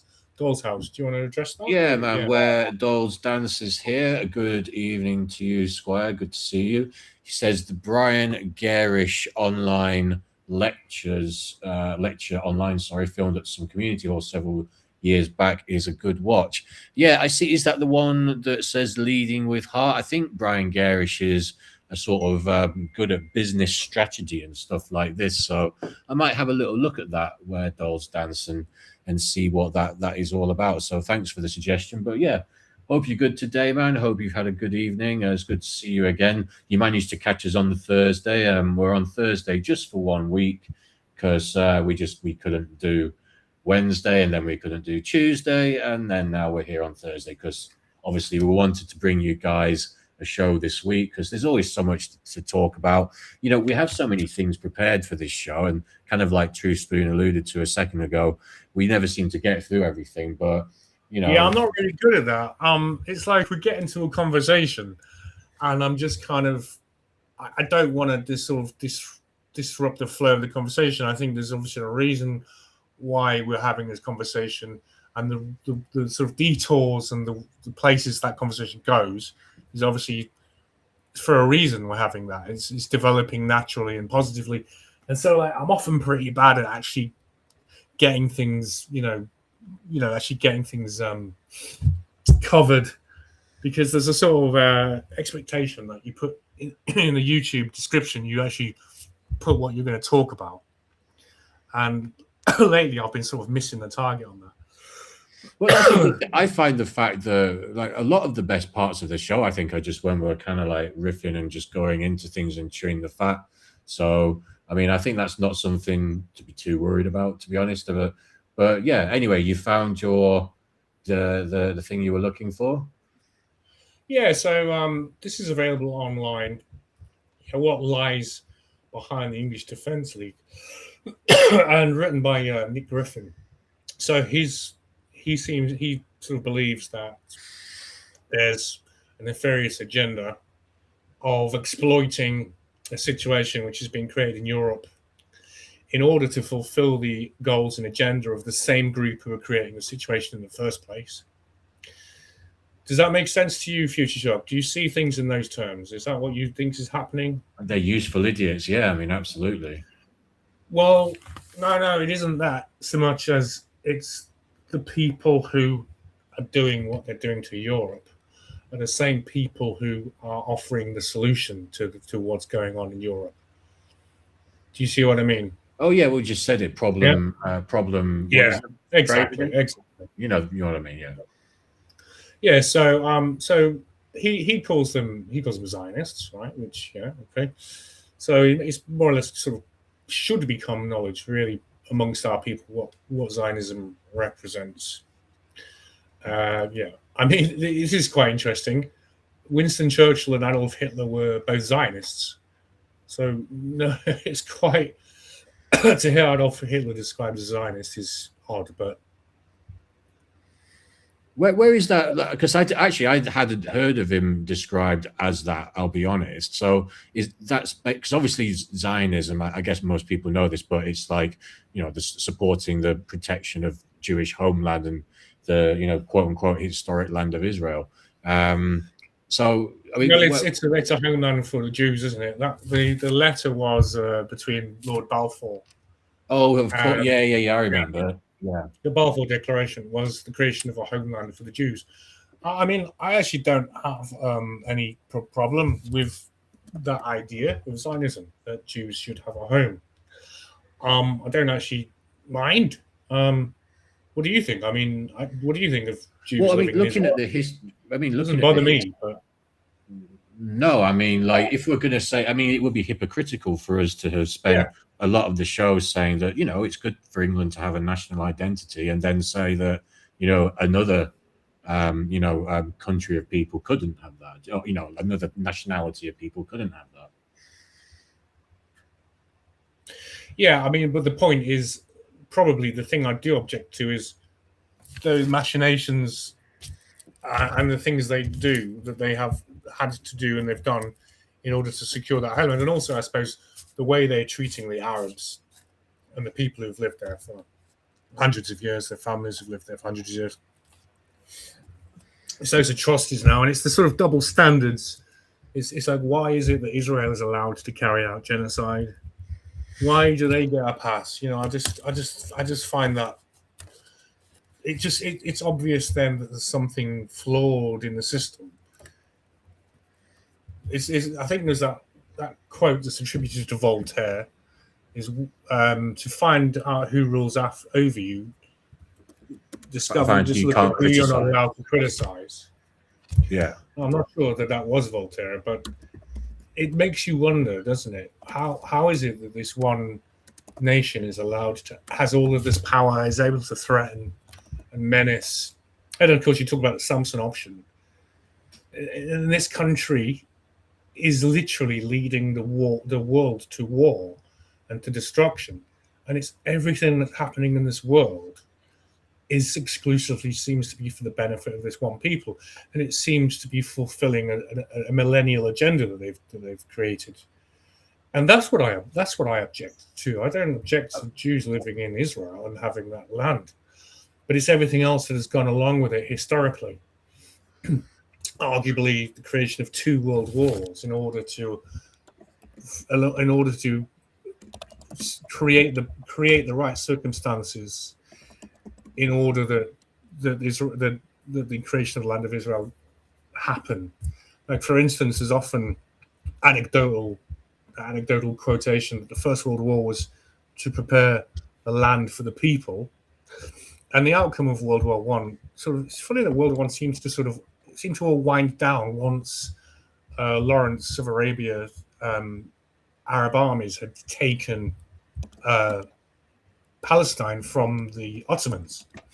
That seems to be the crucial, real intention of World War One, was to destroy the Ottoman Empire in order that Palestine be under British control. From there on, they could fulfill the terms of the Balfour Declaration and create the homeland for the Jewish people. And also, there's a very famous pastor called John Hagee, a friend of Israel, much beloved of Israel, and one of these classic Zio Christians. And he had some very strange things to say about Hitler. And he was a friend of Israel, but what he believed is, he said that Hitler was put on the earth to deliberately drive the Jews to Israel. His claim is that Jewish people living in Germany and Europe were quite content to stay there and didn't want to leave, because there'd been steady emigration to Palestine after World War One, and it seemed that many Jewish people wanted to remain in Europe. Again, this isn't me saying this. This is John Hagee, a friend of Israel. He says that in order to drive the Jews out to populate the Promised Land, so-called, they needed Hitler in order to do that. So he considers Hitler to have been a part of this problem-reaction Hegelian dialectic. And the thing is, most people see things in binary terms, but that's a simplistic, very basic way of seeing reality. If you're really smart, like, unfortunately, the people who control this world are very smart. They're very evil, but they're very smart. And they operate beyond binaries, beyond this. They in fact, they control both binaries. And they pit these two against each other, Churchill and Hitler, both working on the same side to the same aim. But those two, the Hegelian dialectic of Churchill and Hitler, leads to the ultimate outcome which was ultimately the creation of the State of Israel. So anyway, yeah, I just think it's pretty interesting. Yeah, and Would you also? weird... Sorry, I was Go just on. going to cut in and say, like, we were talking about the quote to find who rules over you, find out who you can't criticize. So just a couple of things. Number one, that was actually someone called Kevin Alfred Strom who stated that, not Voltaire. But just was going to say that. Do you think that it made me think just then as you were describing? Yeah, I know it wasn't Voltaire, but she's generally. No, I was just sort of confirming it for people. But do you think that a phrase like, because obviously we have anti-Semitism, right, which is the thing that's usually trotted out whenever that to sort of like club back people from criticizing the actions of Israel, whether it be genocide or whatever it is, or maybe oral circumcisions, for example, which they actually admit to, but that's another thing we can get into another time. The word Islamophobia as well, is that kind of like a side pot to this idea as well? Because you can't criticize them because they're sort of pawns of the Israeli plan, so it's used similarly to anti-Semitism as part of the general sort of Judaism aim of dominance over Christian countries by virtue of this overindulgence in sort of diversity and inclusivity, which seems predominantly done with the Muslim population. Because Islamophobia is a similar term to anti-Semitism. You can't criticize, you talk about sort of like the grape gangs and stuff like this, and it's Islamophobia. Or you talk about, the general treatment of women and of the religion, but it's Islamophobia, or whatever it is you want to criticize. That's the word that's always thrown back in your face like a club, just get back sort of thing. So, I mean, I'm not saying that it's them who rule over us specifically, but they seem to be a pawn in the overall game. So, yeah, it just strikes me to be a similar sort of thing to anti-Semitism as a phrase, really. Yeah, I know. It's one of those ironies, though, because the Arabs are Semites, whereas the Jews were actually, what is modern Judaism comes from the Edomites. Not sure if you can still hear. And also there's also the Ashkenazi, isn't it? They call themselves Ashkenazi Jews. Yeah, Ashkenaz was a son of Noah, but he wasn't from Shem. So Shem, I can't remember who. I think Ashkenaz, his grandfather was Noah. His uncle would have been Shem. Shem is where we have the word Semitic from.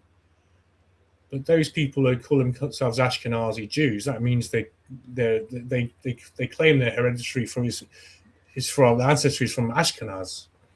But he wasn't progenitor of the Jewish people. He wasn't even a Semite. So it's just one of those sort of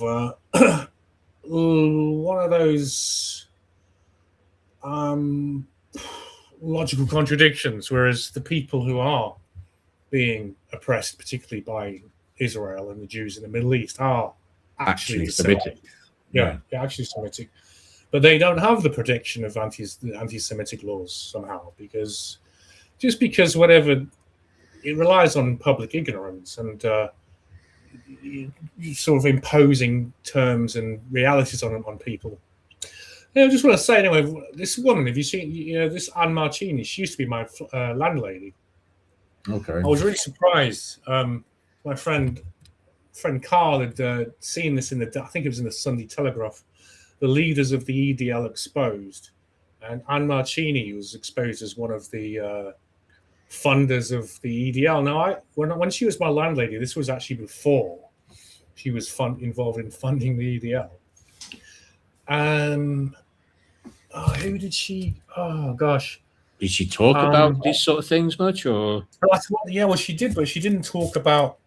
She wasn't Tommy Robinson, because that wasn't really. Oh, I can't. She used to she liked the kind of David Icke stuff, weirdly enough.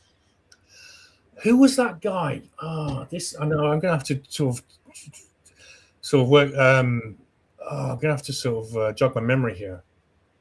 There was one of those like Freeman's on the Land. Do you remember Freeman on the Land? Not really. Freeman of the Land. Right. Okay. You don't remember any of that. So this was from the time of David Icke. forum. His name is gone, but he actually ended up committing suicide. He was like he kind of emerged from the David Icke kind of community. He would make videos talking about sovereign,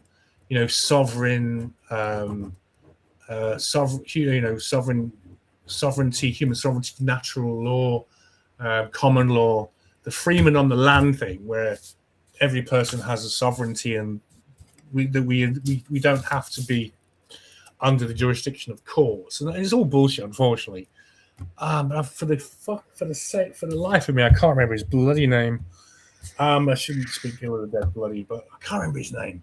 But she supported these kind of more like these David Icke characters when I knew her. But for the life of me, I can't remember his name. It's really annoying. What was it? You know the year it was in?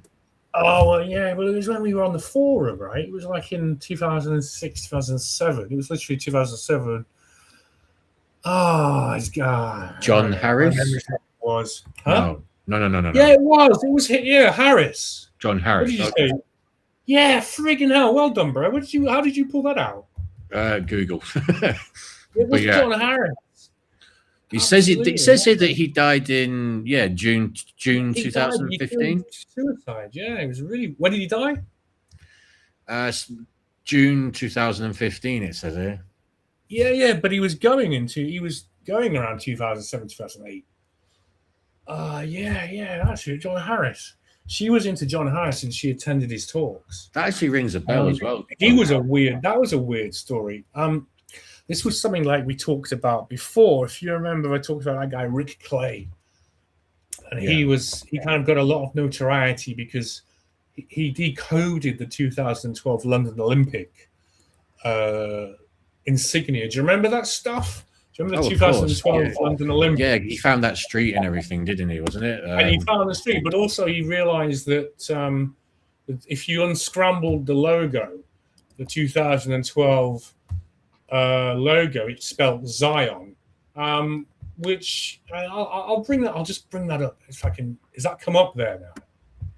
No, it hasn't. Okay, let's stop sharing it. Not yet. Yeah, it's a bit fiddly. This is. Yeah. Oh right.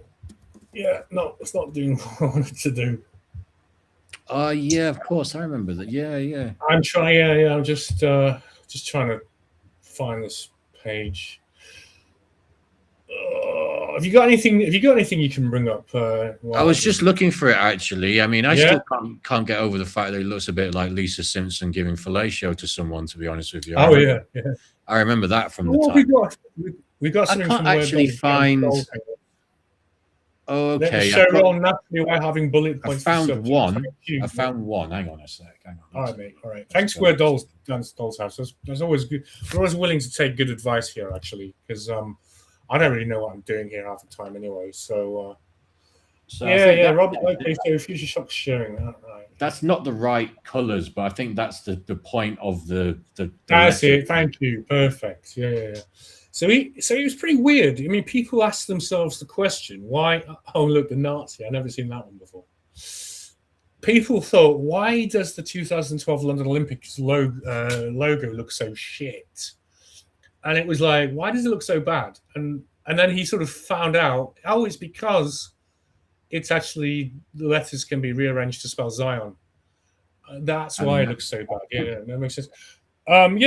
He was the guy Rick Clay was the guy who discovered this, and I was going to John Harris. But similarly, he kind of fell into a kind of, he got sort of, I think he had a breakthrough, like a sort of transcendental breakthrough, but he couldn't handle it. He started sort of co-creating reality. Like he would do his research into the street names, into the Olympic site, and then he'd see his own name coming up, Clay's Lane, and things like that. I can imagine when you actually start, when you get to that level of like mental engagement, spiritual transcendent. I am having trouble with that word. Transcendence. Right. When you get to that level, like it's like weird things start to happen, like coincidences manifest, and It's like the universe starts communicating with you, but for some people it can be too much. And this is what happened to John Harris. The same thing happened to John Harris. He started to believe he was the future king of England because his father was a chauffeur, I believe, for the Queen Elizabeth, and he started sort of getting all of this sort of messianic sort of belief, because when you start to, shall we say, consciously and unconsciously influence reality around you, which is in line with quantum physics, right? Which is with the observer-focused reality. We can order reality around us. But once that kind of starts to happen to some people, it can be very, very terrifying. And then you can start to ask themselves, what is the nature of reality they're in? And so, so the point is, John Harris offed himself, Rick Clay offed himself. They had this dramatic transcendental breakthrough where they discovered that their creative power of the human mind over the reality around them, and they couldn't handle it. I would guess that's what happened to them. But yeah, so that was old Anne Mancini, my former landlady, and she was in John Harris. I just thought that was a bit of a That's another interesting universal pattern connection, like we always mention on the show, isn't it? Yeah. It's just interesting how these things. I mean, it's in nowhere near the level that Rick Clay had it, but when we were doing our little experiments about finding pound coins, finding Oyster cards, to some degree, you can understand, like, you can get a tiny bit of understanding. Like I say, it's not on the level of Rick Clay, but you can get a tiny understanding of what it must feel like when you somehow appear to be starting to order reality somehow. Or at least I don't know exactly how to phrase that properly, but do you know what I mean? Where, I was manifesting, I was going through the process of trying to manifest the coins and the Oyster card, and it was coming true eventually. And it was all happening in certain ways, which were quite interesting as well. When I found the eventual Oyster card, it was unmissable. It was on a ledge that just happened to be right at my head height. There was no other ledges around that were like that. It was just a particular house where the brickwork went a tiny bit higher, right to my eye level, and there it was. And that was spooky enough as it is. So, we got a bit of insight into what, and funnily enough, that must have been around the same time. That must have been roughly around the same time that he was doing that, wouldn't it have been? Who was doing what? That Rick Clay was doing his thing. That would have been around. Yeah, probably. Obviously, Rick Clay was doing his thing around 2012. Right. So I lived there. I would have been living in Bounds Green at that time, because I lived there from 2011 till 2021. So, and I think it was quite near the start of me living there. Maybe it was a year after or so. Anyway, that's kind of insignificant. But yeah. Do you mind if I just quickly pop to the bathroom, man? Before, have you got any sandwich pan you want to put on before we get into? Actually, we'll have a music break. Should we go for another? Are you available for another half an hour, 20 minutes or so? Yeah, man. Because it's Thursday, I don't have to get up so early on Friday, so I'm all good. All right, then you go off, and I'll just put a sandwich pan track on. Okay. Yeah. Okay. All right. How long is it roughly? How long do you want? 5 minutes, 3 minutes? I mean, actually, do you know what? I don't know why I asked that, to be honest. I'll just be back in a couple of minutes, basically. All right, bro. Yeah, okay. I'll just bang on 3 minutes or so.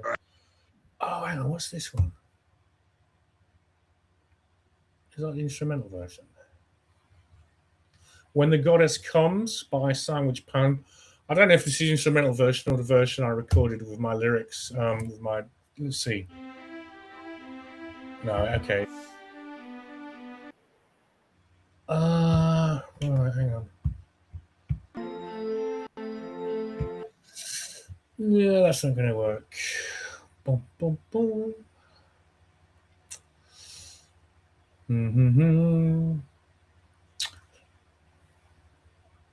What should we have?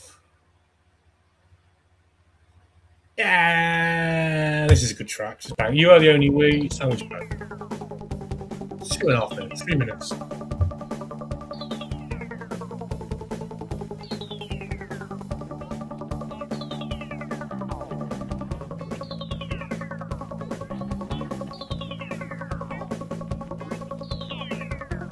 If you can feel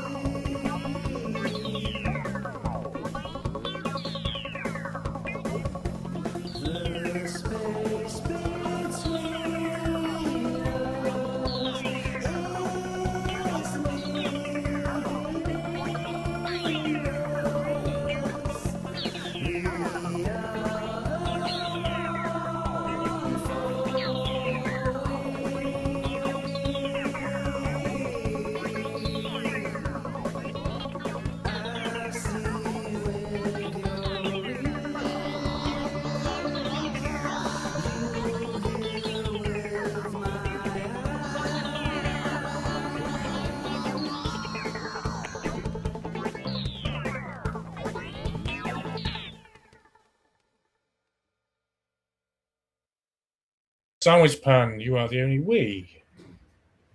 Hello, hello.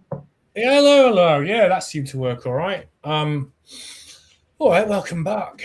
Yeah, so we're just going to finish off with a bit of Gospel of Thomas, you know. Mm-hmm. So yeah, I'll just stick this on. So yeah, I mean, basically, what I'm trying to suggest, what I'm suggesting with this is Gospel of Thomas. Not only are they, in my opinion, are they likely authentic secret sayings of Jesus, but also that Jesus in these sayings, he's actually revealing something about the next world, and he's also revealing something of his own transformation that happened to him, where he, well, I mean, for simplicity's sake, this sort of, what do we call it? We can call it the, finding God within,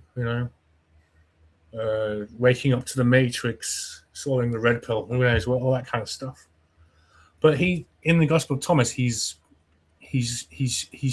sharing what he's expressing what's going to happen to the person who becomes enlightened, whether that takes place while they're alive or on the threshold of death when they pass to the next world. So without any further ado, I'll just play one or two of these and we can talk about them. The days when you ate what is dead, you made it into something alive. When you come to exist in the light. Okay, so when you come to exist in light, so you can assume that in most people's lives, this happens when they die. They pass, they leave the baggage of this world behind, they pass into light. So I'll just play that again. Something alive. Yeah, hello. I pass away too. Yeah. Pass away too. The dead are not living, and the living will not die. In the days when you ate what is dead, you made it into something alive. When you come to exist in the light, what will you do? On the day you were one, you became two. But when you become two, what will you do? So this idea of becoming two, this is the divided state of the human mind. And becoming one is this sort of oneness. It's becoming unified with the light and, shall we call it, the God consciousness. We know that you will be going from us. Okay, so let me find another one. Yeah, this, I think we've looked at this one before. Looks like Tristan Tate, sorry to say. It does actually look like Tristan Tate, that guy, but anyway. Okay, let 1039.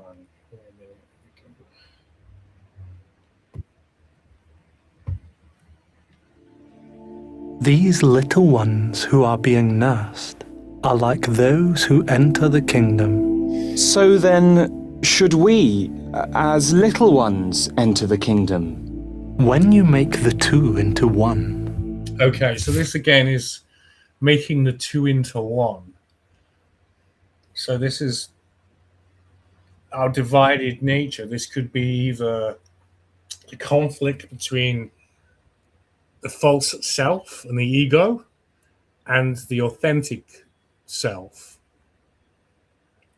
This could be, and this could also be the two, because this could be the human condition of separation. This could be like the binary separation, how we have male, female, how everything is divided in this sort of polarized, where we sort of, in a sense, we have the difference between a man and a woman is we have both between us, we have half of kind of the sense of completion. I mean, this is why, men strive for women's company and most women similarly strive for male company. They kind of feel this sense of completion. Does that make sense to you, Future Shock? Are you following me? Yeah, sure, makes total sense. Yeah. So in the Gospel of Thomas, there's also this reference to two becoming one. So you're unifying the mind, the ego disappearing and becoming solely the true self, the light soul, rather than engaging with reality through the ego, through the thought, through the trammel of thoughts. So this is what is interesting about the Gospel of Thomas, is it's sort of preparation for the next world.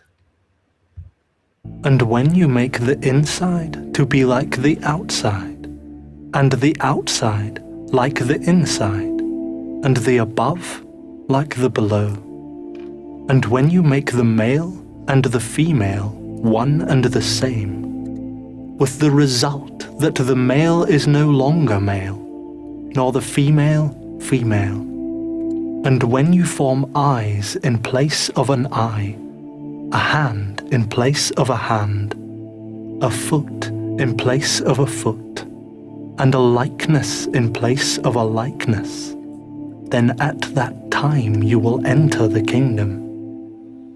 I mean, I know, I mean, in order to get your input on this, I mean, I know it's quite esoteric material, but do you want to hear that again and give me a sort of... Well, what I was kind of thinking was, whilst it was playing, was he's kind of like, to me, maybe I've got this wrong, we'll see anyway, that this sort of temporary physicality on Earth kind of separates you temporarily from the oneness. So, you know, when you are, like, for example, the closest I can attest to it is when I've had one of my really, really sort of vivid lucid dreams. I think that's pretty much the closest I can realistically, from my perspective, say I could get to death, the experience of becoming the oneness. Because when you are in that situation, you have dissolution of the ego. You don't have an ego.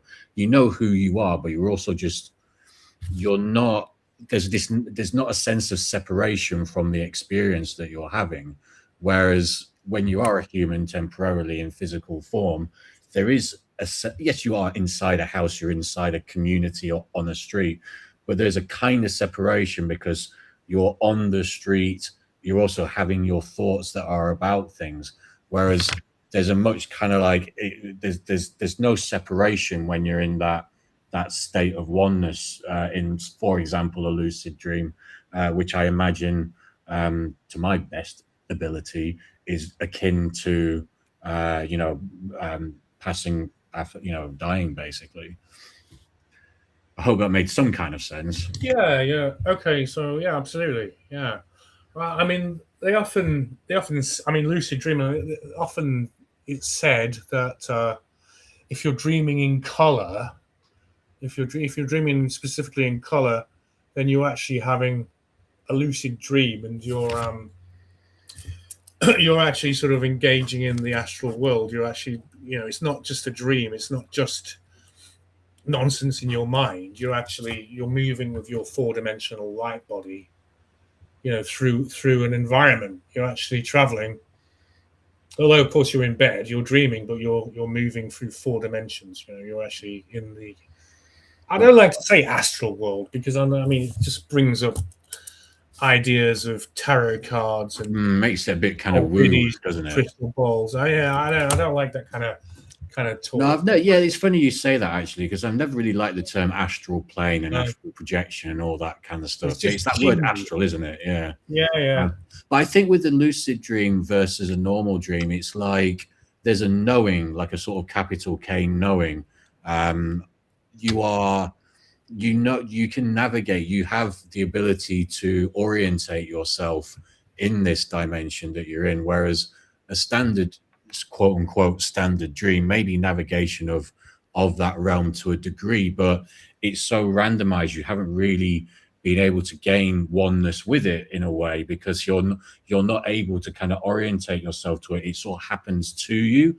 Whereas when you're in a lucid dream, there's a way more, you know your place in it, you can kind of have an effect in it, you sort of know what you're doing. When you're having a normal dream, it's almost just like a bombardment of information and you're struggling to get through it. And I think it's something similar to what you pointed out before, that like a standard dream, so a non-lucid dream, a standard dream would be quite understandable for it to be disorientating like that, because you're still using sort of 3D type thought to try to navigate a 4D reality. Whereas when you've gone a bit higher into that lucid realm, you're almost kind of like more 4D in a way. You've lost your 3D thought process, stroke perhaps egotism, that kind of restrains you from sort of letting go and really just experiencing. Mm-hmm. Yeah. Yeah, I mean, particularly with this, he's talking about when you have a foot in place of a foot, a hand in place of a hand, an eye in place of an eye. What do you? I could just play that again. Yeah, here we go. In place of a foot. What do you make of this? Does this and another one I hate is resonate. Does that resonate with you? That's another hippy dippy, piece of rhetoric. But the thing is, astral and resonate, they actually do mean something. They actually do have value. But I don't like to use those terms. But yeah, I mean, if I just play this, does this make any sense to you? The same, with the result that the male is no longer male, nor the female female. I mean, the thing is, despite what the Muslims believe, there's no sex in heaven. So I mean, there ain't no cavorting with 72 virgins, because there isn't any physical need or desire in the light body. These are things of the physical flesh. But anyway, I'll just continue. And when you form eyes in place of an eye, a hand in place of a hand, a foot in place of a foot, and a likeness in place of a likeness, then at that time you will enter the kingdom. Yeah, what do you make of that? I like that bit. Does that mean anything to you? Could you make sense of that? Or sort of the most sense I can kind of make of it, just sort of trying to say you've got, you've got divinity as such. You've got kind of like the more sort of divine power rather than like earthly power as such. I mean, what's your interpretation of it? I see that as when when you dream. There's times when I used to dream, you don't even know who you are. You don't remember. You remember very little of your. Often when we're awake, we don't remember our dreams, and when we dream, we don't remember being awake. The two worlds are sort of separated, and it's hard to recall your dreams. And similarly, when you're dreaming, it's hard to recall who you were when you were, in three-dimensional reality.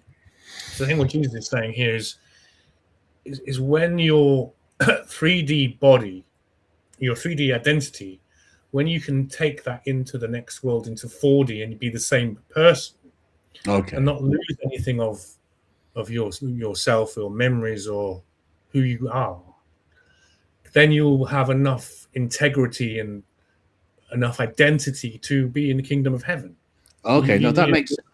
Yeah, no, I get that actually, and that is, I would, to bring it back just briefly to lucid dreaming, because it's kind of like my strongest frame of reference for this. That is kind of how you feel. You do have that agency that you don't have in a normal dream. I get that. The agency, yeah. And the funny thing is, as well, by the way, with lucid dreaming, I find it way easier to remember them.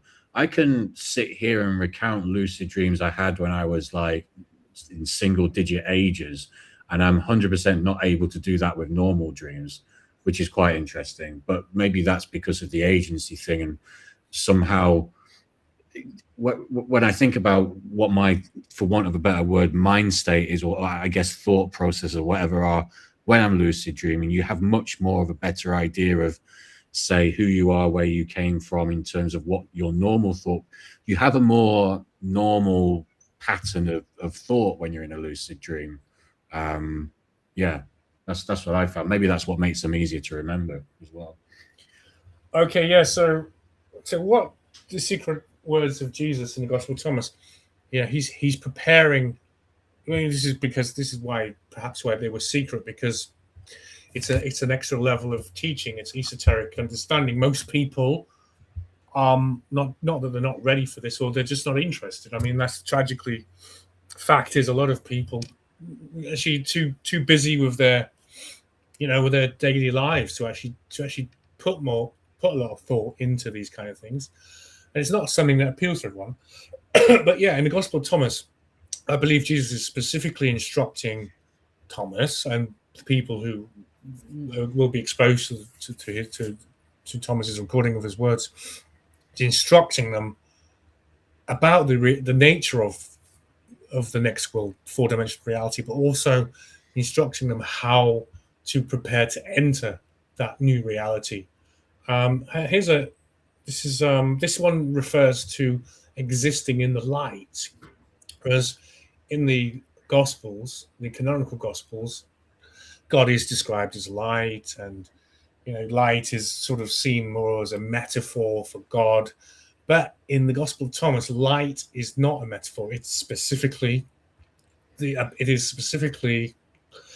prime agent of reality in this world and the next, in which God is encapsulated, which is what my theory and my researchers tell me, is that fundamentally light is everything.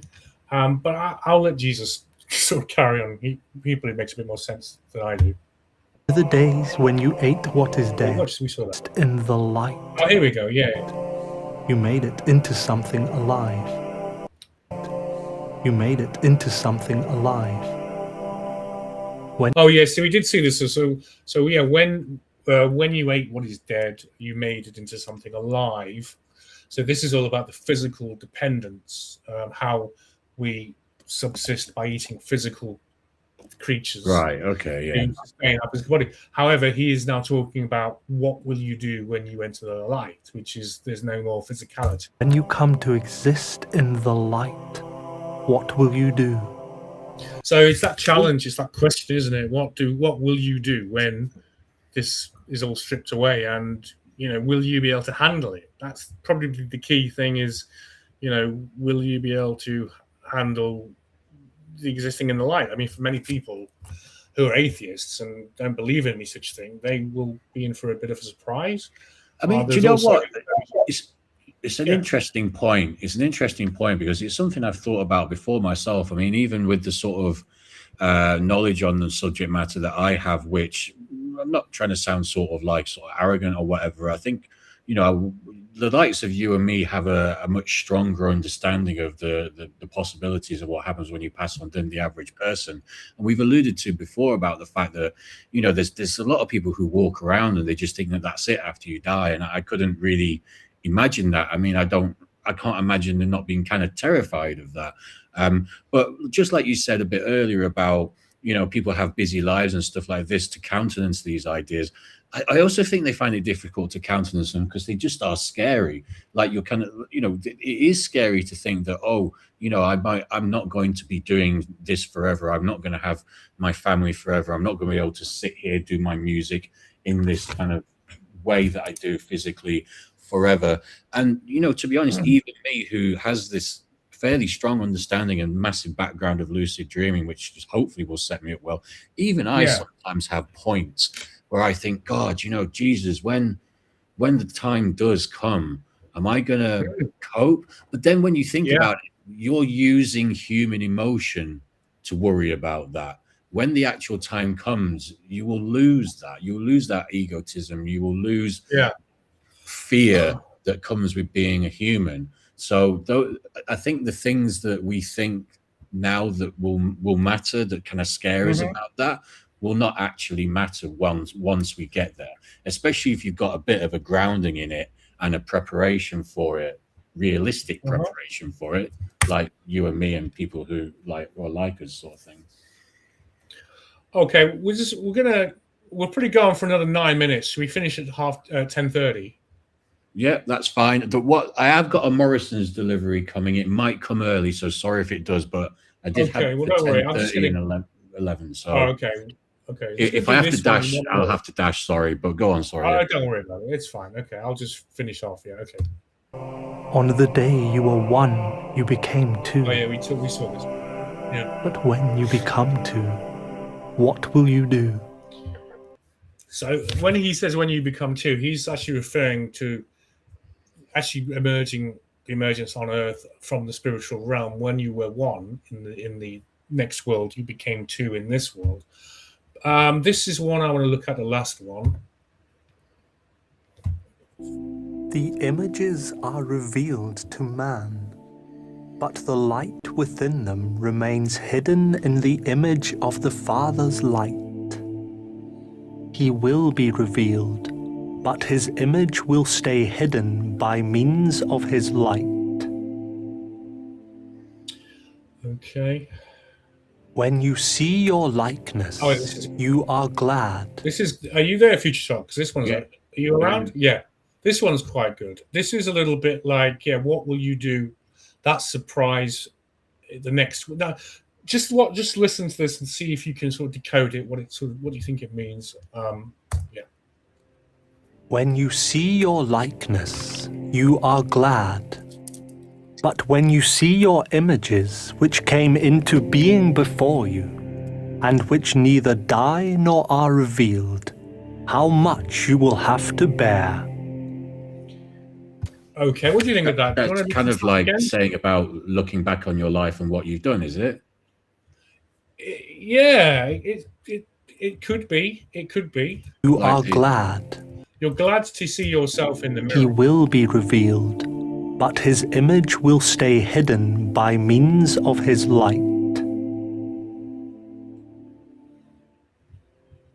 When you see your likeness, you are glad.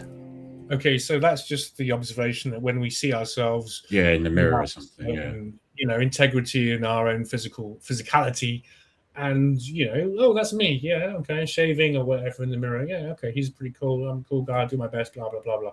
But then, But when you see your images, which came into being before you, and which neither die nor are revealed, how much you will have to bear. So the images that came into being before you. What did you think it was? So I thought that was kind of referencing to when you look back on your life and what you've done, you'll have to bear the sort of like, maybe not consequences, but you'll have to sort of like, understand, when you've done bad, when you've done wrong.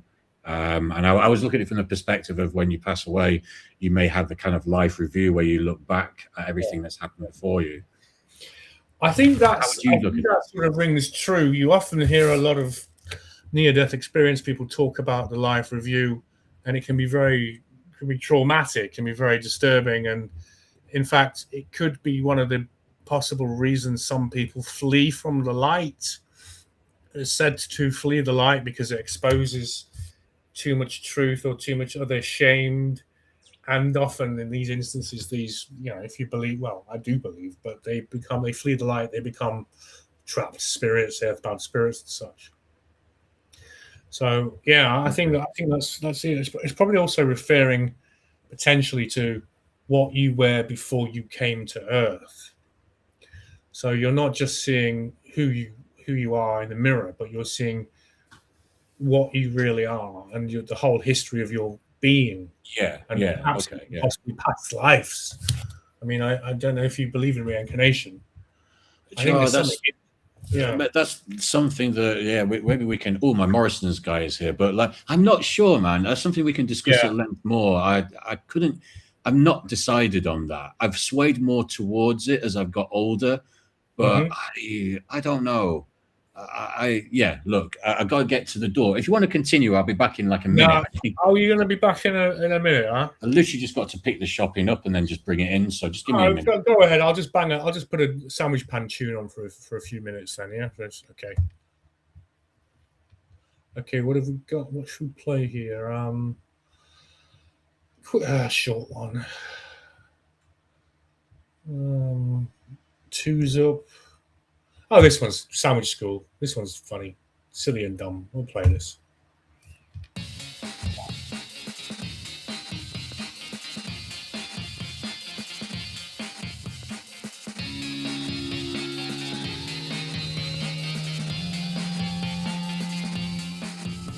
Sandwich School. I sent me little girls to Sandwich School, so they can learn to make sandwiches exactly the way that their future husbands will like it. Sandwich School. I sent me little girls to Sandwich School, so they can learn to make sandwiches exactly the way that their future husbands will like them. At sandwich school, they will learn to say, "Would you like a sandwich, darling?" At sandwich school, they're going to learn to make it exactly the way that he likes it. He likes it. He likes it. Sandwich school. I send me little girls to sandwich school, so they can learn to make sandwiches exactly the way that their future husbands like them.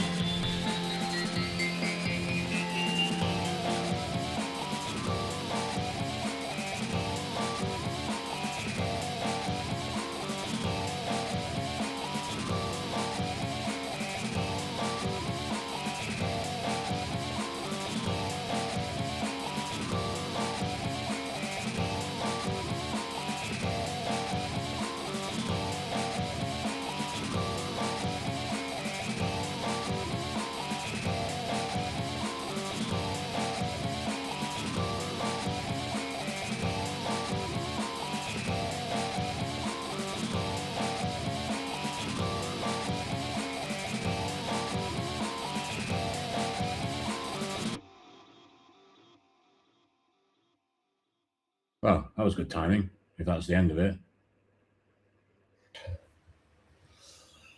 All right. I tell you what. How was your delivery? Did you get everything?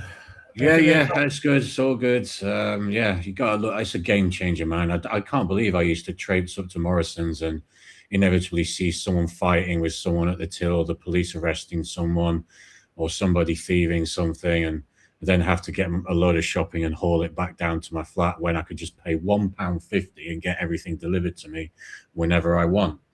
Anybody who doesn't get home delivery shopping and you hate going shopping to the supermarket, do the home delivery thing. I tell you, it's a lifesaver, I swear. Possibly literally if you live in Wood Green. If it's only £1.50, it's not bad, is it? You know. Yeah, exactly. Yeah, it's because it's late. I mean, you can get it delivered at 3 p.m., but it's like £5. But if you get it delivered after 10, it's usually £1.50. So it's all good. All good in the hood. Yeah, yeah, it's never appealed to me. You need to have a login. You log in online, presumably, blah blah blah, and I guess you choose everything on the laptop. Yeah, and also it's sort of you can save it. Computer. You don't have. Is it the same? It's not the same, is it? You don't have that physical experience with a crusty baguette.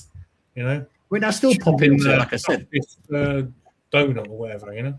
I still pop into Sainsbury's for the odd bit here and there, and hear all the Indians chatting to each other. But I mean, just for the bulk of the shop, do you know what I mean? Because instead of just having to traipse everything, because it's a little bit of a walk from Morrison's and that. So, and yeah, I don't know, man. I just find it just convenient.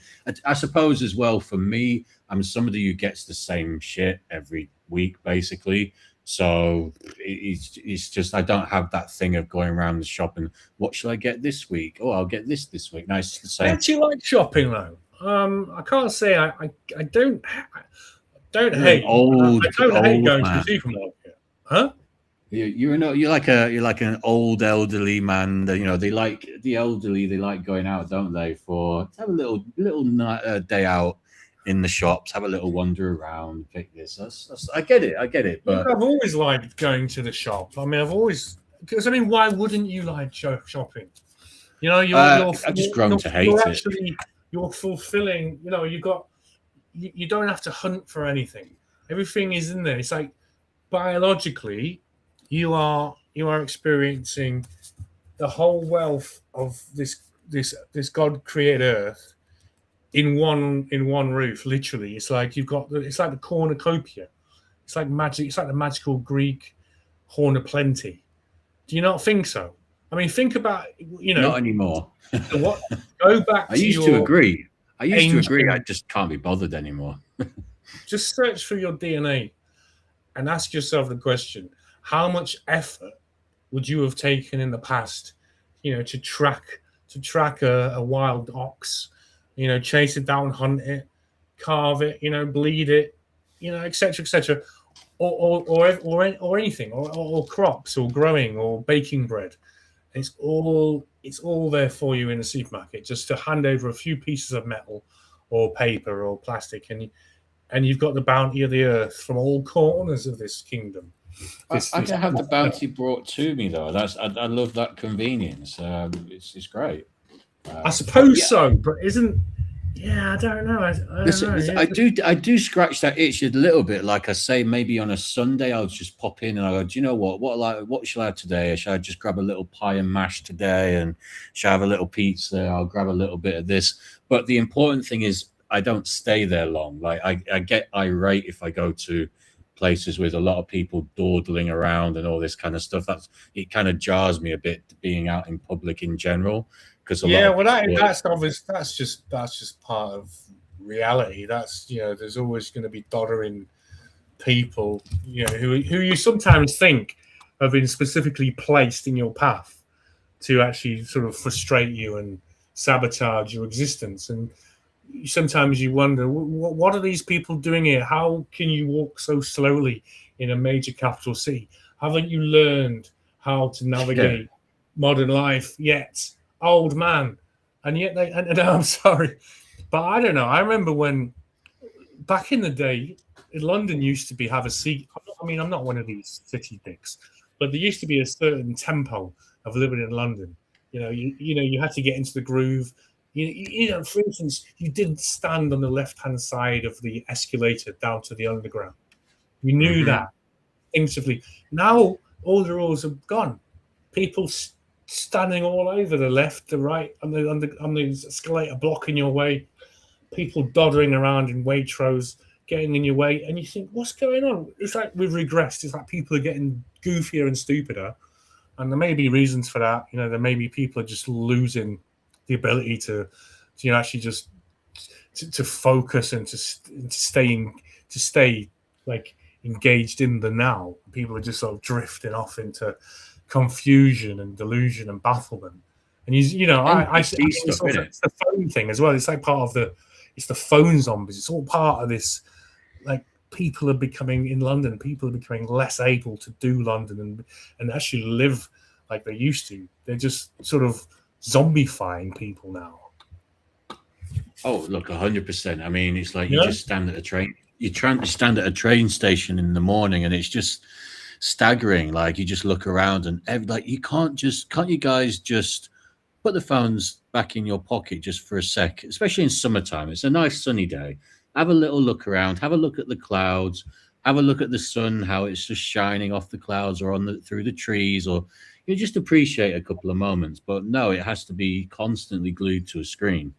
I mean, you've got so much time to do that perhaps when you're on the actual train, or whatever. Do you know what I mean? It's like there doesn't seem to be barely any moment where, this is why people's screen time is like hours and hours per day, isn't it? Like people look at their screen times and they average like almost a working day of screen time, some people. I mean, and these are people that don't work off their phones as well, by the way. If you work off your phone, I mean, cool, I get it. You're looking at your phone a lot, but these are people who don't. It's 7 hours per day on a screen is madness. It's craziness to me. And I like where Dolls Dan's comment, sorry, just to sort of digress for a sec. Oh, yeah. Saying Sandwich School like a lost Hawkwind classic. I remember Hawkwind. Oh, that's a blast from the past for me. Yeah, so where Dolls Dan's appreciating the sandwich pan there. I always think that's more like John Shuttleworth. Kind of reminds me of John Shuttleworth. You know John Shuttleworth? Sort of. It rings a bell. I'm not sure. Sorry. All right. Anyway, listen. So you got your Morrison's bag of goodies, yeah? Mm-hmm. I don't know. It's like, I don't know.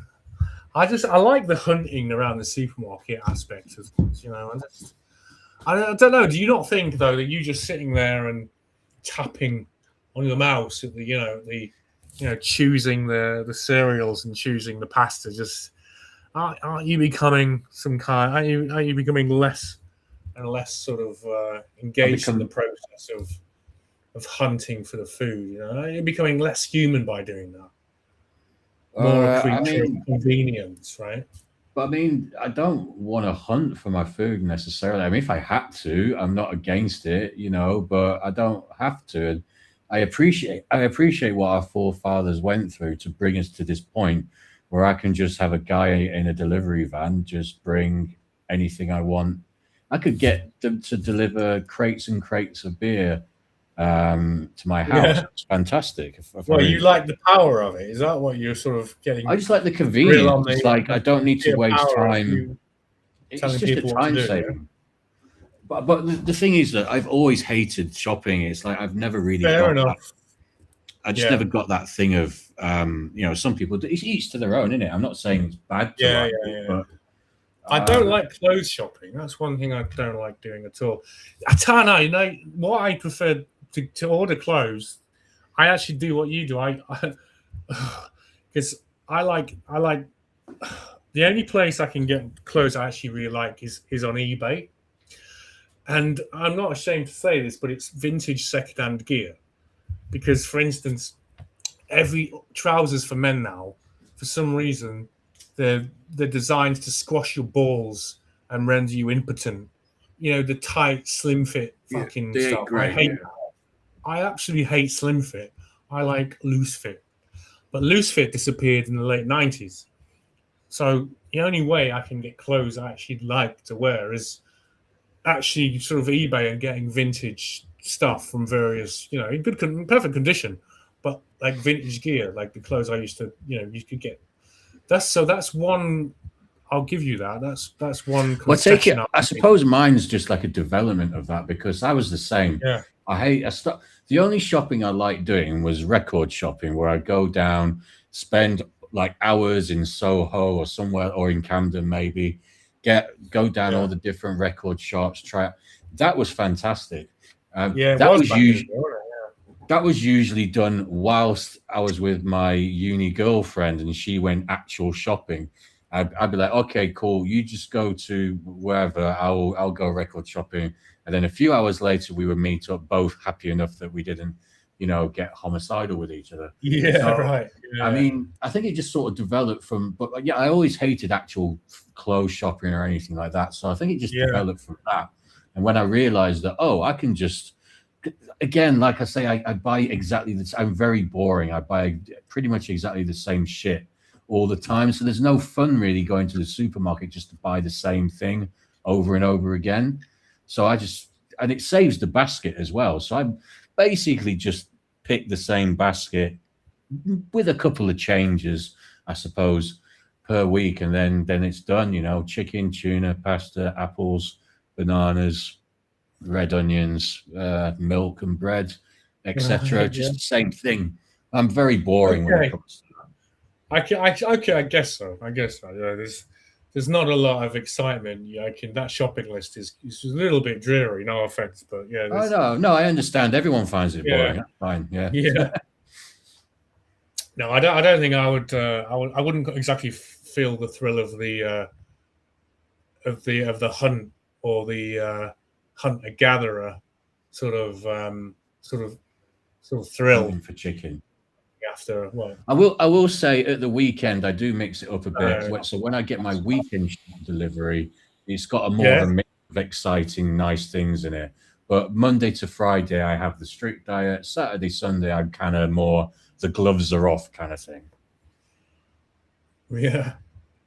So yeah, that's the excitement of my food life. All right, listen. So it's Thursday today. That's a little bit discombobulating. So yeah, usually this would be going out Wednesday. So we're gonna come back next Wednesday. We should be. Are we all anything going on Wednesday? Or are we good to be here? Do you know what? Let's check. Do you know what? I don't think so though. Bear with me one sec.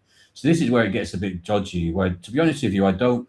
If it was Arsenal playing, the only games I would say to you, can we move the show for, to be honest, would be like at the end of the season. If it's a Premier League game, I don't mind missing it and doing the show. And there's nothing anyway next week, so that's fine. All right, okay, yeah, Usually cup games and stuff are Usually cup games. Wednesday's not really a. It's not really a match day, is it? They sometimes do, not like it used to. If you remember back in the day, you used to have a lot more like Premier League games on Wednesdays, but these days it's very rare. Yeah, I think Tuesday wasn't it more common, wasn't it, to have a midweek remember game you have because of obviously you have like a lot more like sort of European games now. So it's Champions League.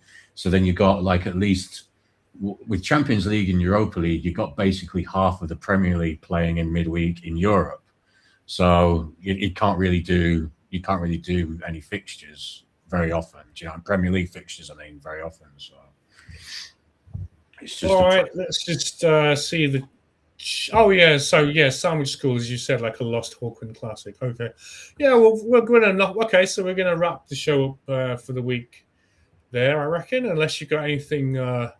No, we're all good, man. I need to eat. I'm starving. So yeah, it's all good. But it's been a great show, and thanks a lot. Your apples, your onions, and your tuna, mate. Go on. I'm gonna have. What am I gonna have? I'm gonna have some porridge. So there you go. It doesn't get that much more exciting. So porridge, oats it is. So, you know, rock star lifestyle in it, you know what I mean? You've got the ascetic, monastic lifestyle there, mate. You're it's all good. Yeah. Almost like the Orthodox Christian fast on Wednesday and Friday. They don't eat any meat or milk or butter. And I always struggled with that. That's quite difficult. Oh, I've had plenty of chicken. I've had like 2 chicken breasts and 2 tins of tuna today. So I've had the meat intake. So 2 tins of tuna? 2 tins of tuna and 2 chicken breasts throughout. Yeah, what's your mercury levels, bro? You know, I hear about that. I did hear about that. Yeah, but apparently it's not. It's unless you go completely crazy. Apparently, if you have like 1 or 2 a day, it's all right. And I don't eat it at the weekend anyway, so I think it's all right. Time will tell. Yeah. But yeah, cheers. Okay, so cool. All right, well, we've done quite a long shift today, 2 3/4 hours. Yeah. Yeah, man. And thanks a lot to Where Dolls Dance for being here again. Do you know what that shows as well? It shows that YouTube is actually sending people who subscribe to us the correct notifications, because presumably Where Dolls Dance probably saw us popping up on his YouTube feed. A lot of the time, YouTube's a bitch like that and just doesn't show people that. Again, because I've got people who do football channels, they'll tell me that their subscribers say they don't see when they're live, because YouTube should put us at the top of their feed. But it's quite common, to not get notifications. Yeah, it's annoying. So it's good to see for some unknown reason, certain YouTubers, YouTube seems to soft block them, soft censor them, even though you can be, fully, signed up for notifications. You just don't get them. It's really weird. There's sometimes no rhyme and reason. Like a gaming channel I watch, I'm signed up for notifications. I never get notifications. I have to search him out myself and take the chance. Is he streaming now? Is he doing something? Yeah, weird. Who knows? Or you get the notification like days, or like hours, or even days late. I'll have watched a video, and then the next day I'll get a notification that the video has gone up, and it's like, yeah, I know that I watched it like 24 hours ago, but cheers anyway. So it's very funny, this YouTube algorithm. It's very weird. But big up and thank you for everyone who's watching. If you're new, like and subscribe, please. It really helps us out, help us grow, and get out to more people. And hope everyone has a good evening. We got a few more viewers on BitChute, so. But yeah, I mean, we don't have a lot of live viewers, but then a lot of channels don't actually. I mean, there's sort of there's polls. Success is polls apart on YouTube. I mean, a lot of sort of medium YouTubers with quite a lot of subscribers, when it comes to live streams, they're lucky to get 10, 15 live viewers. So the other end of the spectrum, there are YouTubers, there's the ones with hundreds of thousands of subscribers. They can get potentially thousands of live viewers. But yeah, it's just the long road. We're just taking this road and seeing where it leads. But the channels as well, it's like, even though the views relatively well, I mean, like, even though the views on YouTube can seem quite low, if I compare it to people I know who have, say, 2,000 subscribers, because we've only got, what, 72. So, you know, I know people who've got 2,000 who, when they go live, sometimes they've got only 10 people watching. So this is why I've always had quite a sort of good feeling about if we could just grow the channel a little bit more, I think we could really kick on with getting like way more viewers, because our viewer to subscriber ratio is actually very good. Compared to channels that have like thousands who are getting kind of the same as us, which that's kind of encouraging. Do you know what I mean? So imagine if we had 2,000 subs plus, hopefully we'd be getting many, like hundreds of views, sort of thing, hundreds of watches. I mean, that's kind of what encourages me about it anyway. Well, I mean, also we've got the challenge of what we talk about as well. So, you know, we're certainly not politically correct, and we're not exactly algorithm friendly. But you know, we'll just stick at it. I mean, we have a good time, don't we? And just planting seeds. You know, maybe a small, you know, small slender stalk coming out of the ground, but hopefully one day it'll be a great forest of success and you know, truth speaking and all that kind of stuff. And then a UFO will crash into that forest, and that'll put the cat amongst the pigeons. All right, so yeah, thank you, Doll's Dance Doll's House. See you next week. He gets the notifications apparently. That's good to know, bro. Yeah, it's good to know. Yeah, cheers, man. All right then, so we'll say goodbye, and we'll just see you next week, everyone. Keep tumbling, and above all, stay happy. Yeah, man. Good night, everyone. Take care. Cheerio, guys. All right, we're off.